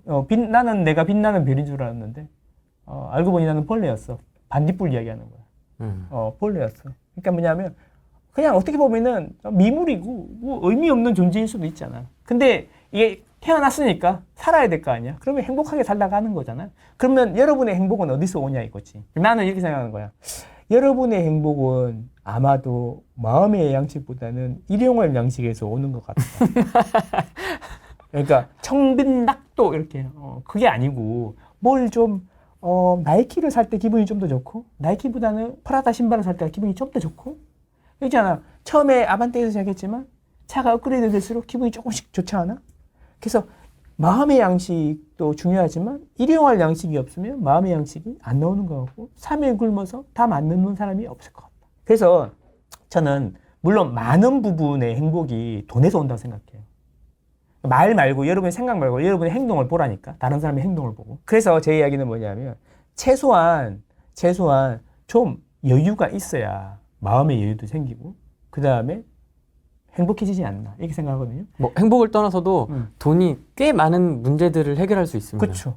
그러니까 그게 돈이 전부는 아니지만 그쵸. 꽤 많은 부분을 행복을 해결할 수 있는데 그래서 우리 엄마가 맨날 하는 얘기 있어. 돈이 좋네 좋아. 돈이 좋네 좋아. 그 의미를 좋으면 내가 막 사오잖아. 뭐 사오잖아요. 그러면 아유 돈이 좋네 좋아. 이러는 게 이제 이해가 되는 거야. 그래서 제 이야기는 뭐냐면 내가 살아가는 이유는 나와 내 가족의 행복인 것 같은데 나와 내 가족의 행복을 지키려면 어떻게 해야 되나 라고 생각해보니까 가능하면 물질적으로 좀 풍요로웠으면 좋겠어. 그래서 이 말에 동의를 하신다면 내 자산 중에 가장 많은 부분을 차지하는 또는 비용 중에 가장 많은 부분을 차지하는 집에 대해서 진지하게 나의 감정을 빼고 당일론이나 이게 나라냐 이런 감정을 빼고 진지하게 객관적으로 접근해 볼 필요가 있지 않나. 저는 그렇게 생각합니다. 그게 당신과 당신 가족의 행복을 지키는 길이다라고 생각하는데 많은 사람들이 공감을 해줄까요? 안 그러겠죠. 저 이상한 소리 하고 있나 그러겠지. 그래서 기회가 있는 거 아닐까요? 제 말에 동의하신다면 그렇게 한번 해보시면 어떨까 싶은데 이게 이제 성지순례가 영상이 됐으면 좋겠는데 작년에도 성지순례 영상 찍었는데 아무도 못 보고 아무도 안 보죠. 그때 우리 뭐라 그랬지? 일전세 풀리고 오른다 그랬나? 그래서 두고 보자 이랬는데 아무도 안 두고 보지. 그치? 그럼 뭐해? 어쨌든 그렇다. 여러분이 행복했으면 좋겠어요. 그랬으면 좋겠다. 또 뭐 댓글이야 뭐 이상한 거 많이 달리고. 그러니까 뭐 니나 잘해라 그러겠지. 뭐 너나 많이 살아. 너나 사세요. 아니 요새는 또 그런 거 스탑 더 스틸. 스타트. 그건 다른 거잖아. 지금 이 시국에 지금 나라 걱정을 해야지 지금. 아니 스탑 더 스틸은 약간 그 빨간색 쪽 아니야? 스탑 더 스틸 CCP 아웃. CCP 아웃. 그게 같이 다니는 거야. 나 이게 라이브 하면은 이제 막 그 닉네임을 험하게 하고 들어가셔가지고 계속 채팅을 하는데 읽을 수가 없어. 너무 흥분하지는 내가 흥분은 안 하는데 흥분하지 말고. 뭐 정치 쪽이든 뭐 그런 그쵸. 폭락 콘텐츠든. 그치? 네. 객관적으로 볼 필요가 있다. 감정을 빼야 돼. 돈 관련해서는 빼야 되고. 정치에 뭐 흥분을 항상 하지 말라 그랬는데 나도 사람이다 보니까 흥분을 하게 돼 한 번씩. 그러니까 나와 내 가족의 모든 것을 뺏길 수도 있지 않을까? 막 이런 생각이 들 때는 좀 두근두근하지. 그지? 설마 그러겠냐? 가만히 생각해 보세요. 본인하고 본인 가족의 행복을 지키는 방법이 뭔지. 스탑 더 스틸 나타났습니다. 오셨어? 톡방에 망고쌤 자파라고 올라가가지고. 네. 그래서 이제 그 커뮤니티에 그렇게 누가 올려가지고. 누가 그걸 우리가 방송 끄고 이야기 많이 하잖아. 내가 자파 같대? 아니 전혀 아닌데. 아니라니까. 그거 누가 쓴 거야 그거. 모르겠어. 우리 방송 끄면 하는 이야기들 있잖아요. 네. 아니잖아, 자파는. 그죠? 네. 자파는 아니에요. 우리 편이야. 이거 하지 마. 아까도 말했지만 기간이 중요한 게 아니고 폭이 중요한 것 같아요. 폭이 중요한데 이게 완만하게 올라가면 좀 길게 걸리고 좀 빠르게 올라가면 그럴 가능성도 없지는 않다고 보던데 빠르게 올라가면 빨리 끝날 수도 있죠. 어차피 10억 오르면 3억 빠진다고 생각하면 그렇잖아요. 10억 오르고 3억 빠진다고 생각하면 지방 10억이 아니라 그러니까 한 5억 오르고 한 2억 정도 빠진다고 생각하면 그 사이클이 10년일 수도 있고 일단 통화량 대비로 해서 너무 많이 올라가면 길게 봐서 서울 같은 경우에 많이 올라가면 또 빠질 수 있겠죠. 근데 이제 그때 그 올라가는 높이는 그냥 높이 있잖아. 올라가는 그 통화량을 이제 그 그래프 한번 볼까요? 네. 여기 보면 이제 빨간색 이렇게 선을 넘으면 안 되는 거잖아. 선을 넘으면 그 빨간색 선으로 땡기는 인력이 세지는 거지. 그렇죠. 그렇지. 점점 세지는 거지. 그렇죠. 공을 높이 던질수록 땅으로 떨어지는 속도가 더 빨라지듯이. 그렇죠. 그러니까 이게 가파르게 올라가면 이게 벌어지면 벌어져서 땡기는 힘이 세질 텐데 이거가 벌어지는 추진력이 저금리라는 거지. 지불 능력. 맞습니다. 금리가 많이 떨어지면 더 이 빨간 선으로부터 더 멀리 갈 수도 있는 거죠. 근데 이제 무서운 게 금리가 침체가 자꾸 오면 자꾸 낮출 거 아니야. 그래도 코로나 때처럼 저렇게 막. 그게 이제 제약적인 금리, 긴축적인 금리 수준에서 이제 2% 초반, 뭐 이렇게 2% 이렇게 내려가면 경제 성장률이 1.5%면 그 언저리 어딘까지 가면은 이제 일단 금리의 영향이 좀 많이 약해질 거야. 수급으로 갈 건데 수급이 40년 만에 진짜 최저고. 그래서 침체가 계속 오면은 부동산이 문제가 아니라 이제 죽은 사람을 이제 살려야 될 거 아니야. 그게 먼저 이제 해지면 부동산이 차후 문제가 되면 그때는 진짜 이게 더 이제 금리 안 낮아지면 더 올라갈 수 있는 거죠. 이 추진력이. 그래서 저는 이게 비슷하게 갔으면 좋겠어요. 그냥 비슷하게만 가도 많이 오를 것 같아요. 서울은 그래요. 이제 돈이 다 이쪽으로 몰리는데. 그렇습니다. 그 유난히 요즘에 또 지방분들이 서울 집 사고 싶다고 엄청 많이 물어보시거든요. 저한테. 제가 뭐 돈 받고 그 세팅 하진 않잖아요. 그러니까 뭐 와가지고 메일 보내고 뭐 주중에 일 끝나고 기차 타고 와가지고 뭐 저녁에 보통 수업하잖아. 수업 듣고 막 물어보는 거야. 그리고 지금 계약해요 마요 막 이러면서 막 대구 사람들이 그렇게 열심히 하더라고. 경상도 분들. 수성구 사람들. 화끈합니다. 수성구 딱 수성구 사람들. 부산은 조용히. 부산도 곧 상륙하실 겁니다. 부산 분들은 지금 이렇게 쿨TV로 다 가 있잖아. 아니 또 거기가 또 이제 한번 또 힘 받으면 우리가 누구? 가자 서울로. 내도 좀 낀가 주세요. 렛츠고 서울 합니다. 이제 또 좀 있으면. 내도 좀 낀가 주세요. 선생님 버스 타요? 막 이런 거예요. 요게 아까 이제 그 ABC 이론이라 그래갖고 지역별로 강남에서 이제 성동, 광진, 뭐 이런 용산 이런 데 퍼지고 그 다음에 동대문, 성북, 그 다음에 제일 마지막에 노도강 이렇게 이제 지역별로 A, B, C 순서대로 A급지, B급지, C급지 이렇게 쭉쭉 나간다 그랬잖아요. 네. 근데 이게 중요한 게 이게 급지에만 A, B, C가 있는 게 아니에요. 되게 중요한 이야기예요. 잘 들어보세요. 상품에도 A, B, C가 있는데 이 상품이란 게 뭐냐면 망고쌤이 정의하는 상품은 아파트인데 신축이 있고 구축이 있고 재개발 재건축이 있다는 거죠. 네. 이것도 상품이라는 거죠. 그 제일 먼저 신축이 오라. 신축이 A급이고 그 다음에 재개 분양권, 입주권이 B급이라는 거죠. 그 다음이 구축, C급 이런 식으로 간다는 거예요.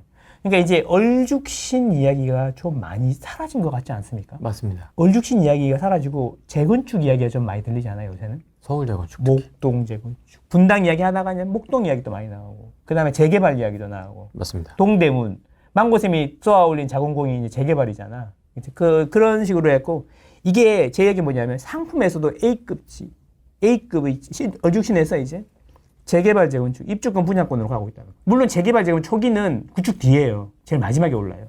뭐 그래서 제 이야기는 뭐냐면 상품에도 이런 흐름이 있다라는 거예요. 지금 봐봐, 얼죽신에서 벌써 이제 분양권, 입주권 이야기를 많이 하게 되잖아요. 아, 신기합니다. 그 신기하죠. 네. 아, 이거 차라리 깔아야 돼. 이제 요거를 믹스해서 볼 줄 알아야 된다는 거지. 믹스. 무슨 소리냐? 강남 3구가 있어요. 강남 3구가 있어. 반포가 제일 먼저 오르잖아요, 항상. 네. 신축이 많았잖아요.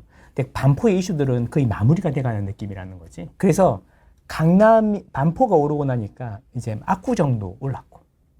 근데 대치동은 안 올랐어. 그래서 대치동에 대치 레미안 팰리스가 토지거래가 해제될 때쯤 해갖고 신고가가 나오는 이런 얘기 조금 나왔는데, 대치 레미안 팰리스 빼고는 다른 옆에가 안 올랐어.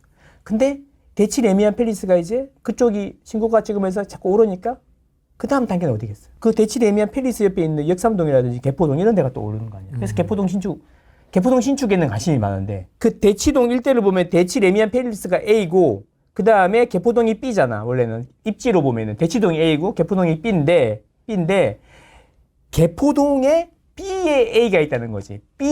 B급지의 신축이 A잖아. 네. 그쵸. 그래서 우리 진곤이 형 사는데 그쪽 신축 이야기가 나오는 거지. 그 이야기가 나올 때 고민을 하는 거죠. 대치 레미안 팰리스 못 가는 사람들은 이런 고민을 하겠지. 개포동 신축을 가야 되나? 아니면 약간 준신축이지만 학원 보내기 좋은 대치동에 남아야 되나? 이런 고민을 하게 되는 거야. 그래서 두 개가 같죠. 무슨 얘기인지 아시겠어요? 그래서 대치동이 그 다음에 그렇게 해서 대치동 주변이 싹 다 올라버리면 그 다음에는 어디가 오를 것 같아? 그 다음에 수서가 오르겠죠. 아, 수서로 옆으로. 그것도 동시에 이런 고민을 하는 거야. 개포동 신축을 사는 게 맞나? 아니면 잠실에 구축이지만 재건축 되는 걸 사는 게 맞나? 아니면 엘리트를 30억 주고 사는 게 맞나? 개포동을 30억 주고 사는 게 맞나? 이런 생각이 드는 거죠. 그러니까 이제 그래서 B급지의 A급 상품이 또 움직이기 시작하는 거야. 이런 식으로 내가 강남이 너무 많이 올라서 성동구를 꼭 가야 되냐? 그럼 성동구를 안 가면 강남의 B급 상품을 눈여겨보게 된다. 이런 얘기. 이렇게 복합적으로 돌아간다는 거죠. 이런 걸 알면 좋죠. 꼭 성동구를 못 샀으니까 동대문은 사야 되냐? 동대문 신축을 사야 되냐? 아니면 성동구에서 준신축을 고를 거냐? 이런 이야기입니다. 그러니까 마포구를 못 샀으니까, 마레프를 못 샀으니까, 그 마곡으로 가야 되나? 아니면은 마레프 인근의 오래된 구축들, 삼성 레미안이라는 이런 것들을 사야 되나? 고민되는, 이런 고민에 빠지게 돼 있다. 그래서 지금 보면은 그 신축, B급지, 좀 신축을 살까요? 아니면 한 급지 내려가지고 다른 걸 살까요? 뭐 이렇게 이런 느낌으로. 이 동네에 B급지를 살까요? 한 그레이드 낮춰가지고 거기 A급지를 살까요? A급 상품을 살까요? 이런 이야기가 자꾸 나오는 거지. 이런 식으로 두 개를 결합해서 생각하시면 답은 뻔하다. 근데 5, 6월 되면 폭발할 거니까 3, 4월에 조용히 소리 없이 강하게 움직이시면 어떨까 이런 생각이다. 경기 서북부는 언제 올라갈까요? 강서구 가고 올라가나요? 그렇죠. 강서구하고 올라가겠죠. 강서구는 언제 가요? 강서구는 이제 마포가 더 올라야죠. 마포에 이제 B급, C급이 올라야죠. 그래 강서구가 가지 않겠습니까? 강서구도 너무 큰데 강서구는 마곡이냐 아니냐가 중요하잖아. 그래서 마곡이 먼저 오르면 마곡 주변이 오를 거고, 그러면 그때 이제 고양창릉부터 해서 저 이제 들불처럼 번져가지고 김포도 오르고 그러고 올라가겠죠. 볼 타고 올라가겠죠. 거기는 좀 시간이 많이 걸릴 거예요. 그럼 인천 송도도 가요? 나중에? 제일 마지막에 가겠죠.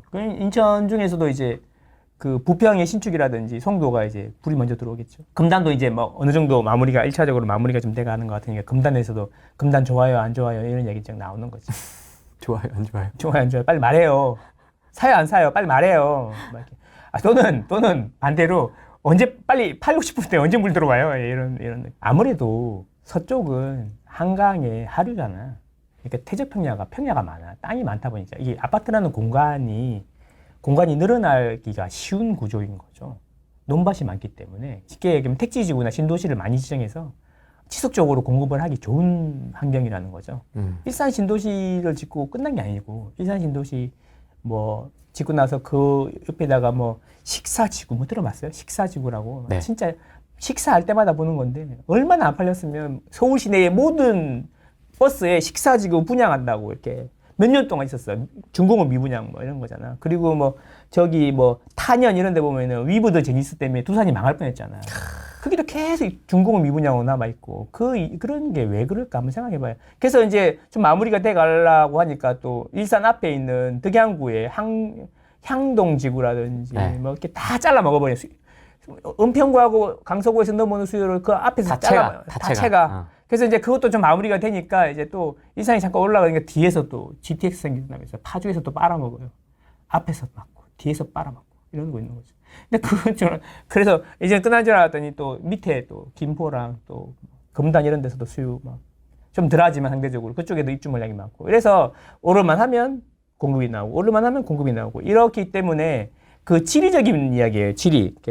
지리적인 이유 때문에 아파트의 공급이 쉽기 때문에 전체적으로 보면은 전체 수도권 시장의 그 핵심 지역의 상승률을 따라가기가 쉽지 않으니까 시간이 갈수록 자산이 상대적으로 적어지는 느낌이 계속 드시는 거죠. 그런 거죠. 딱 한마디예요. 거기 가서 물어보면 살기는 진짜 좋은데 살기는 진짜 좋은데 집값이 이게 되는 거죠. 그런 느낌이죠. 동쪽은 근데 보십시오. 똑같이 지었던 이제 분당 같은 경우에는 산으로 다 쌓여 있거든요. 좁아. 그렇지. 분당 생기고 판교 생기고 난 다음에 그 주변에 생길 게 없었잖아.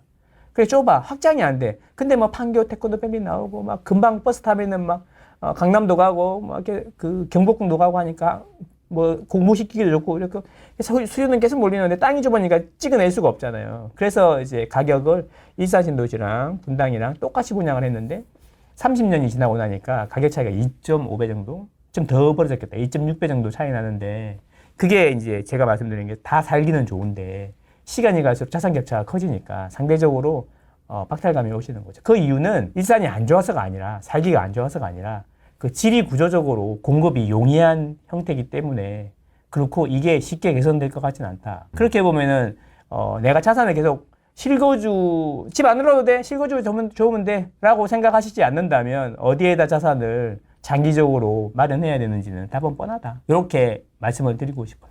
어제 특강 하셨잖아요. 네, 했어요. 좀 제일 많이 나오는 질문이나 좀 기억에 남는 질문 있으세요? 있죠. 장미 사야 돼요. 장미는 되게 많이 얘기하셨던 것 같은데. 장미 사야 되냐 하고 이제 그 지방에 장미 사야 되냐 그 4, 5억 있는데 뭐 사야 되냐 10억 있는데 뭐 사야 되냐 이런 이야기 많이 하시죠. 그 실거주로 10억 있으신 건지 있으신 분도 있고 현금이 15억 있는데 뭐 사면 좋냐 이런 분도 계시고 그러더라고요. 그 와중에도 1, 2억 있는데 어떻게 하면 돼요 이런 분도 계시고. 1억 있으면 어떻게 해야 돼요? 1억 있으면 진군이 형한테 가야지. 무책임!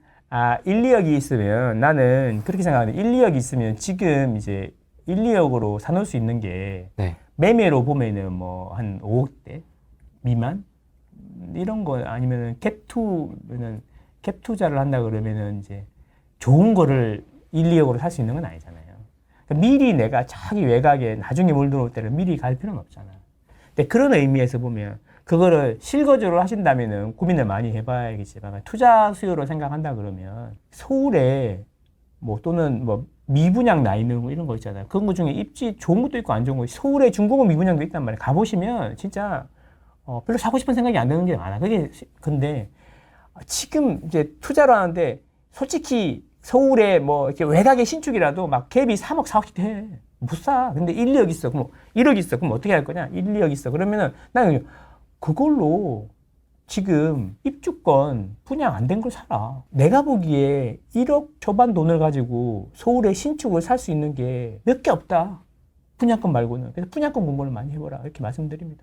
지금은 당장은 비싸 보이긴 하지만 이게 입주하려고 하면 한 3년 걸리는데 3년 뒤에는 어떻게 되겠냐. 이런 이야기인 거죠. 그래서 제 이야기는 서울의 외곽의 신축도 3, 4억씩 있어야 되는데 갭 투자를 한다 그러면 사올라 그러면 그걸 투기를 하는 게 아니잖아요. 이제 하나 사가지고 어떻게든 자산을 불려보려고 그러는 거잖아.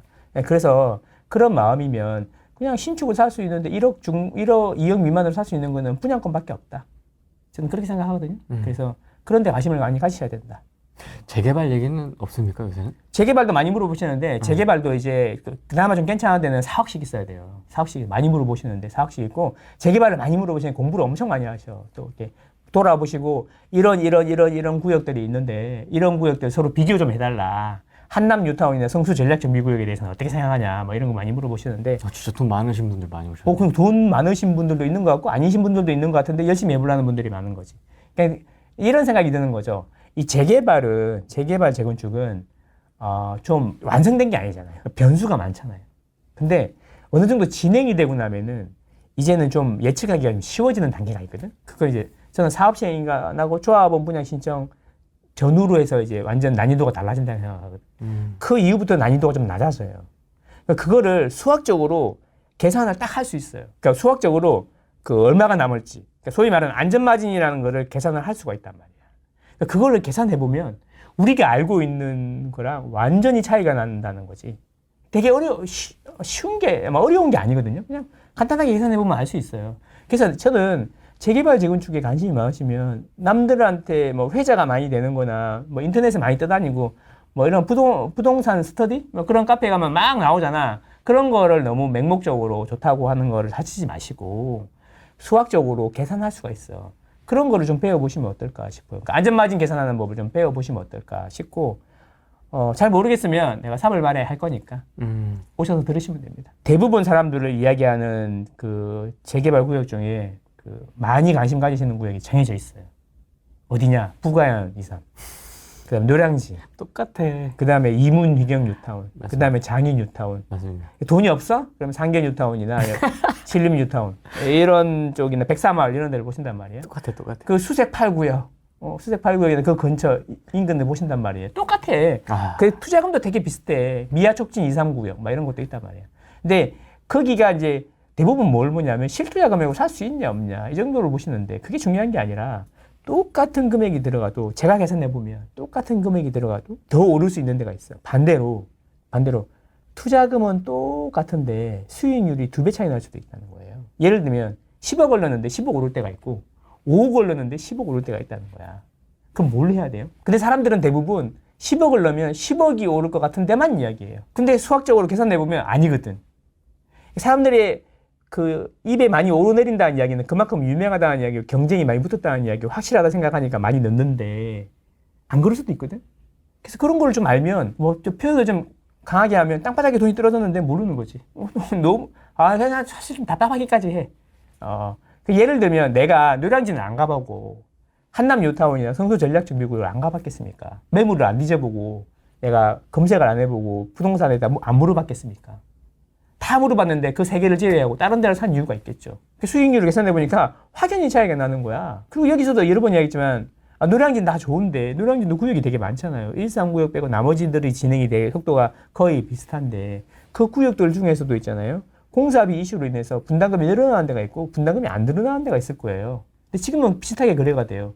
그러니까 이거를 어디는 늘어나고 어디는 안 늘어갈지 알면 1, 2억은 그냥 세이브가 되는 건데 그거 없이 그냥 투자 금액 기준으로 이렇게 거래를 하려고 한단 말이에요. 그런 부분은 조금만 배우면 금방 알 수 있는데 좀 그런 게 좀 아쉽죠. 그런 이야기를 좀 많이 했지. 근데 이제 대화라는 게 그렇잖아. 대화라는 게 해보시면 알겠지만 얘는 쉽게 얘기하면 삭친 영산에 대해서 이해를 하고 있으면 그 다음 좀 나가서 뭐 이렇게 인수분해를 한다든가 뭐 이런 걸 이야기를 할 수가 있잖아. 그 인수분해를 잘하면 또 그다음에 방정식이라든지 하고 방정식이 잘 되면 또 미분적분 이런 단계가 있잖아. 근데 우리는 이제 미분적분도 아니고 이게 인수분해 정도 이야기하고 싶은데 아직 사친연산은 잘 몰라. 그러면 인수분해를 아무리 이야기해도 답만 알려주세요. 이렇게 되는 거지. 그렇죠? 무슨 이야기인지 알지? 그러니까 대화가 되려면 어느 정도 수준이 비슷해야지 대화가 되는 거잖아. 그래서 제 이야기는 뭐냐면 그 유튜브도 그렇고 부동산 신문 기사도 그렇고 일단 그거에 대해서 좀 이해를 하려고 그러면 내가 좀 지식이 좀 있어야지 이해가 되는 거예요. 그거 안 그러면 어떻게 되냐면은 A 아파트하고 B 아파트가 어떤 게 좋아요? 제가 알려드리겠습니다. 이건 방 2개, 화장실 3개, 저는 이게 좋은 것 같아요. 이런 거 답만 찾아다니는 거지. 그거 잘 모르겠고 이분 영상이 한 12분 정도 됐는데 마지막 11분 30초쯤 되면 답을 얘기해줘. 그러면 쭉 당겨가지고 그만 듣고 하는 거지. 그렇죠. 그렇게 하는 거지. 시간이 아까우니까. 저 앞에 그 논리나 이런 거는 안 보고 이렇게 되는 거예요. 그래서 공부를 좀 하셔야 된다. 저는 그렇게 생각합니다. 그게 어렵지도 않아요. 생각보다. 그것도 안 하고 그냥 답만 얻으려고 그러면 안 돼요. 그러면 이제 돈 많이 내고 컨설팅 받으면 되는데 돈 받고 컨설팅 하는 사람들 빌라 이런 거 추천하고 용산. 용산 신축 빌라. 용산의 미래 몰라? 대한민국 최고의 업무 중심지고 대한민국 최고의 부동산 전문가들이 모두가 입 모아서 이야기하는 용산의 미래 몰라? 그래서 내가 분양하는 신축 빌라를 적은 갭으로 사서 좀 물려볼래? 이런 이야기잖아. 그냥 좋다고. 아파트 파시고 사시라고 막 이렇게. 그리고 이제 뭐 아파트 어디가 좋아요? 그러면 이제 뭐 설명 막 해주잖아. 유튜브에서 막 설명해주다가 전자실판에. 그렇지. 좀 더 깊은 대화를 원하시면 좌측 상단을 보시면 여기 전화번호 여기. 있다고. 전화하면 아파트 팔고 신축 빌라 사라고. 용산의 미래 설명하고. 내가 안 해봤냐 전화해봤다. 그래서 저는 공부 안 하면 물리는 거예요. 그렇죠? 예, 그리고 공부를 알고 투자를 해서 리스크에 대해서 알고 투자해서 손해를 보면 내역을 좀 덜하거든. 근데 이제 그냥 모르겠고 답이 뭐예요? 이거 A요, B요? B요. 그러면 B 샀다가 이제 조금 안 좋으면 이제 막 그렇죠. 잠깐 추춤하는 건데. 계속 욕하는 거지. 욕하다가 이제 한 몇 년 지나면 오르거든. 그럼 다시 와가지고 또 어떤 거 해요? 그냥 제 이야기는 그거예요. 망고 색깔 안 들어도 되니까 강의하시는 분들 많잖아요. 그런 분들 뭐 많이는 아니더라도 몇 개 들어보세요. 그래, 그러고 나서 판단하셔야지. 답만 알려주는 데 가서 했다가는 안 되고 감정에 호소하는 이런 데는 가지 마시고. 대기업에서 열심히 현장을 다니라고 하는데요. 임장 보고서 100장 쓰고. 그래. 초급반, 중급반, 고급반, 실전반, 전문가반, 지방 투자반, 뭐 수도권 투자반. 이거 다 들으면은 그치? 너 여기서 강의할 수 있다고. 강의할 수도 있다고 해야죠. 할 수도 있다. 퇴사하고 경제적 그래. 자유를 이룰 수 있다고. 그렇지. 그럼 맨날 울고. 네. 근데 지나고 나니까 나만 울고 있어. 그렇게 되는 거지 뭐. 아니, 제 이야기는 저는 한 번도 100장을 써본 적이 없는데 잠실에 다니고 있잖아요. 네. 그러니까 100장을 쓰고 안 쓰고가 중요한 게 아니에요. 그리고 단기간에 뭔가 완벽하게 마스터하려고 하니까 문제가 생기는 거죠. 아니, 그러니까 이 마음의 여유를 가지고 천천히 핵심만 딱딱딱딱 하면 되는데 뭘 그렇게 손발을 많이 움직여야지 있잖아. 머리가 안 들어가기 때문에 그 가스라이팅이 빠지기가 좋거든. 4만 보씩 걸어야 되는데. 바빠야 딴 생각이 안 들기 때문에 하나의 그 가스라이팅 하기가 좋아. 굴리는 거구나. 그렇지. 다른 동네랑 차단해. 가스라이팅 할 때 대부분은 뭐냐면 가족이랑 전화하는 걸 차단을 먼저 해. 맞습니다. 항상. 맞습니다. 그래서 그 나의 얘기만 듣게 가두는 거야, 감옥 안에. 그래서 집중적으로 계속 세뇌를 시키는 거거든. 그게 기본이야. 딴 데는 다 악마고 나한테만 내 이야기만 들어야 돼. 어딜 막 이러면서 막 이렇게 되는 거. 엄마한테 욕 보내라고 그러고 자기가 욕 보내고 막 그런다. 그러면서 이제 엄마하고 싸우게 만들어갖고 연락을 끊게 만들고 사실 자기 가족이 제일 도움을 많이 줄 수 있는 거잖아, 인간적으로. 맞습니다. 그 친구도 다 끊게 만들고 그 다음에 가스라이팅을 하거든. 그런 것처럼 딴 데는 다 가면 안 된다라고 이야기하는 사람들은 나쁜 사람들이고. 그러니까 저는 이렇게 많이 들어보시라고 여기저기 많이 들어보고 천천히 마음의 여유를 가지고 많이 들어보시고 너무 굴리고 이런 데는 하지 마세요. 그럴 필요 없어. 당신의 소중한 시간이 있잖아요, 시간. 집 하나 사는데 갭투자 3천만 원짜리 갭투 할 거면서 무슨 1,000만 원을 딱 꼬라박고 지방 가가지고 내가 사는 거 보면 진짜 어이없는 이런 거 사가지고 서로 물려가지고 울고 같이 모여가지고 서로 물린 사람들끼리 모여가지고 토론하고 있고 그러다가 나와가지고 욕하다가 욕하는 글 올리면 지워지고 막 이러고 있잖아. 유튜브도 올렸다 내리고 그러고 있잖아. 그죠? 예, 그러고 있더라고. 참, 왜 그러는 거야? 집 하나 살 건데 그렇게 많이 안 그래도 돼요. 나홍쌤은 진곤이 형 것도 들어보고 건노기 형 것도 들어보고 하라고 하잖아요. 그러니까. 근데 거기는 그냥 오로지 그냥 이렇게. 그게 외부하고 차단이 가스라이팅의 시작이죠. 그러네. 막 가스라이팅 돼가지고 힘들어하는 사람들의 그걸 보면은 대부분 그게 시작이야. 외부랑 차단을 먼저 시켜요. 제일 먼저 자기 엄마나 가족들이랑 원수를 만들어. 그럼 터놓고 이야기할 수가 없잖아. 친구도 끊고. 그렇게 시작하는 거야. 대부분의 가스라이팅이. 보통 이게 종교라든지 이렇게 맞아요. 노예처럼 부리는 그런 데서 그걸 제일 먼저 시작해요. 차단을 먼저 시키죠. 그러니까 내가 생각이 좀 이상한 것 같으면 외부랑 이야기를 해서 내가 좀 이상한 것 같은데 어떻게 생각해? 이렇게 물어볼 수 있어야 돼. 그래야 느끼는 건데 그걸 못하게 하는 거지. 그렇잖아. 무섭다. 가스라이팅이 시작은 외부랑 차단을 당신의 네트워크를 다 끊는 거에서 시작한다니까. 잘 생각해 보세요.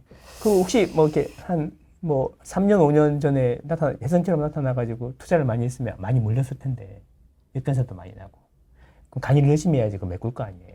70억 자산가인데요? 70억 자산가잖아요. 순자산이 아니고. 순자산이 7억일 수도 있잖아요. 10% 내렸어요. 그럼 마이너스잖아요. 그러면 이제 역전세 내주려면 어떻게 해? 현금이 필요하니까 강의를 많이 해야죠. 굉장히 독해지셨네요. 독해진 게 아니라 혀가 아주 오늘 현실이 살아있는데 오늘 혀가? 현실이 그렇잖아. 해본 사람은 알아. 해본 사람은 알겠지. 사업이랑 아까 내가 사업 이야기 할 때도 그랬잖아. 내가 이 사람이 지금 이렇게 하는 게 이런 이유 때문인 것 같다라고 처음에 얘기해서 안 믿었잖아. 근데 자세히 설명해 주니까 알아들었지. 네. 그죠? 그런 거라니까. 다 내가 모르는 사정이 다 있는 거고 결국에는 잘 생각해 보세요. 그 사람은 자기의 이익을 위해서 움직입니다. 대부분. 그래서 그 이익을 위해서 움직여요. 그래서 그 사람이 이익 구조를 파악을 하면 그 사람의 행동이 많이 이해가 되는 거예요. 경제적인 활동이나 이런 걸 보면. 왜 그런 걸 하겠어요? 돈이 필요하니까 하는 거 아니에요. 돈이 많으면 강의를 안 하겠죠. 돈이 많으면 뭐 경제생활 안 하겠죠. 그거는 아니야. 사실 그건 아니야. 맞아. 그거는 맞아. 왜냐면 욕심이 끝이 없기 때문에 올해 막 해하고 남들은 뭐 1,000만 원 되면 나 2억 벌었어. 근데 이제 나 2억 벌었으니까 이제 그만해야 되겠다. 평균이 5천 원이니까 나는 1억 5천 원 기부하고 5천만 원만 갖고 살래. 이런 사람 한 명이 어딨어? 이번에 2억 벌었는데 올해는 1억 5천밖에 못 벌었네. 분발해야겠네. 막 이렇게 이러지. 자기 만족이 이게 도파민이 안 나온다는 거야. 작년에 2억 벌었는데 올해 1억 5천 벌면 도파민이 안 나온다는 거야. 2억 5천을 벌어야 도파민이 나온다니까. 그래서 또 사람이 움직이는 거야. 욕심이 끝이 없다는 거야. 없다는 거지. 그렇지 않아요? 그러면 집 한 채만 있으면 되면 뭐 그 수도권 외곽의 작은 집에서 살면 되지. 왜 자꾸 자산을 불리려고 그래? 이상한 사람이네? 이렇게 아니잖아. 더 좋은 게 있고 또 나의 또 살면서 도파민이 뿜뿜 나오는 이런 게 또 있기 때문에 더 욕심을 채우면서 도파민을 그게 이제 그 욕심을 채우는 과정이 불법도 아니고 남들한테 뭐 크게 피해를 안 준다면 그것도 괜찮은 거 아닌가? 그 사람마다 살아가는 방식이 다 있는 거 아니에요? 그렇지 않아요? 그렇잖아. 그거는 어느 정도 인정해줘야지. 그게 자유잖아요, 자유. 그래서 자유를 보장해준다는 게 내가 법적인 테두리 내에서 내가 원하는 거, 원하는 대로 할 수 있는 게 그 자유잖아. 자유. 자유? 자유. 그 자유. 그래서 우리는 자유민주주의잖아. 그죠? 인민민주주의가 아니고. 그래서 민주주의는 조심해야 돼. 앞에 뭐가 붙는지가 되게 중요해. 그렇지. 우리는 자유민주주의. 자유시민. 최진군. 스탑 더 스틸 갑자기. 또 스탑 더 스틸이야? 안 가셨네 아직도. 그래도 여기는 닉네임이 점잖은 거야. 나는 장난 아니야. 못 읽어 나는. 망고쌤의 전망 뭐 여전히 강하게 스트롱 바이를 외치시고 계시고 오늘 요약해 주시면 좋을 것 같습니다. 여러분 3월 4월이 되게 중요한 시기인 것 같습니다. 뻔합니다. 작년하고 비슷한 패턴이 반복될 겁니다. 그래서 돈을 쫓지 말고 미리 가서 기다려야 되는데 3월 4월이 그러기에는 참 좋은 시기가 아닌가 싶고요. 그렇습니다. 제가 이런 말씀 드려도 대부분은 실행을 못할 겁니다. 아마. 그러면 또 7, 8월 되면 또 와서 비슷한 또 이야기를 듣고 또 할까 말까 고민할 텐데 어쨌든 제가 드리고 싶은 이야기는 그거예요. 3, 4월이 중요한 변곡점이 될 거다. 긴 슈퍼 사이클의 이제 초입이다. 한 20% 정도 온 것 같다. 개인적으로. 이렇게 생각하는데 이게 제 말이 막 급등할 거다 이런 이야기가 아니고요. 서서히 13년에서 16년에 가고 있는 그 어느 정도의 느낌이다. 보시면 될 것 같다. 마음 편하게 서울 집은 사셔도 되겠다. 이런 생각입니다. 이상입니다. 알겠습니다. 오늘은 여기까지 하겠습니다. 고맙습니다. 안녕. 안녕.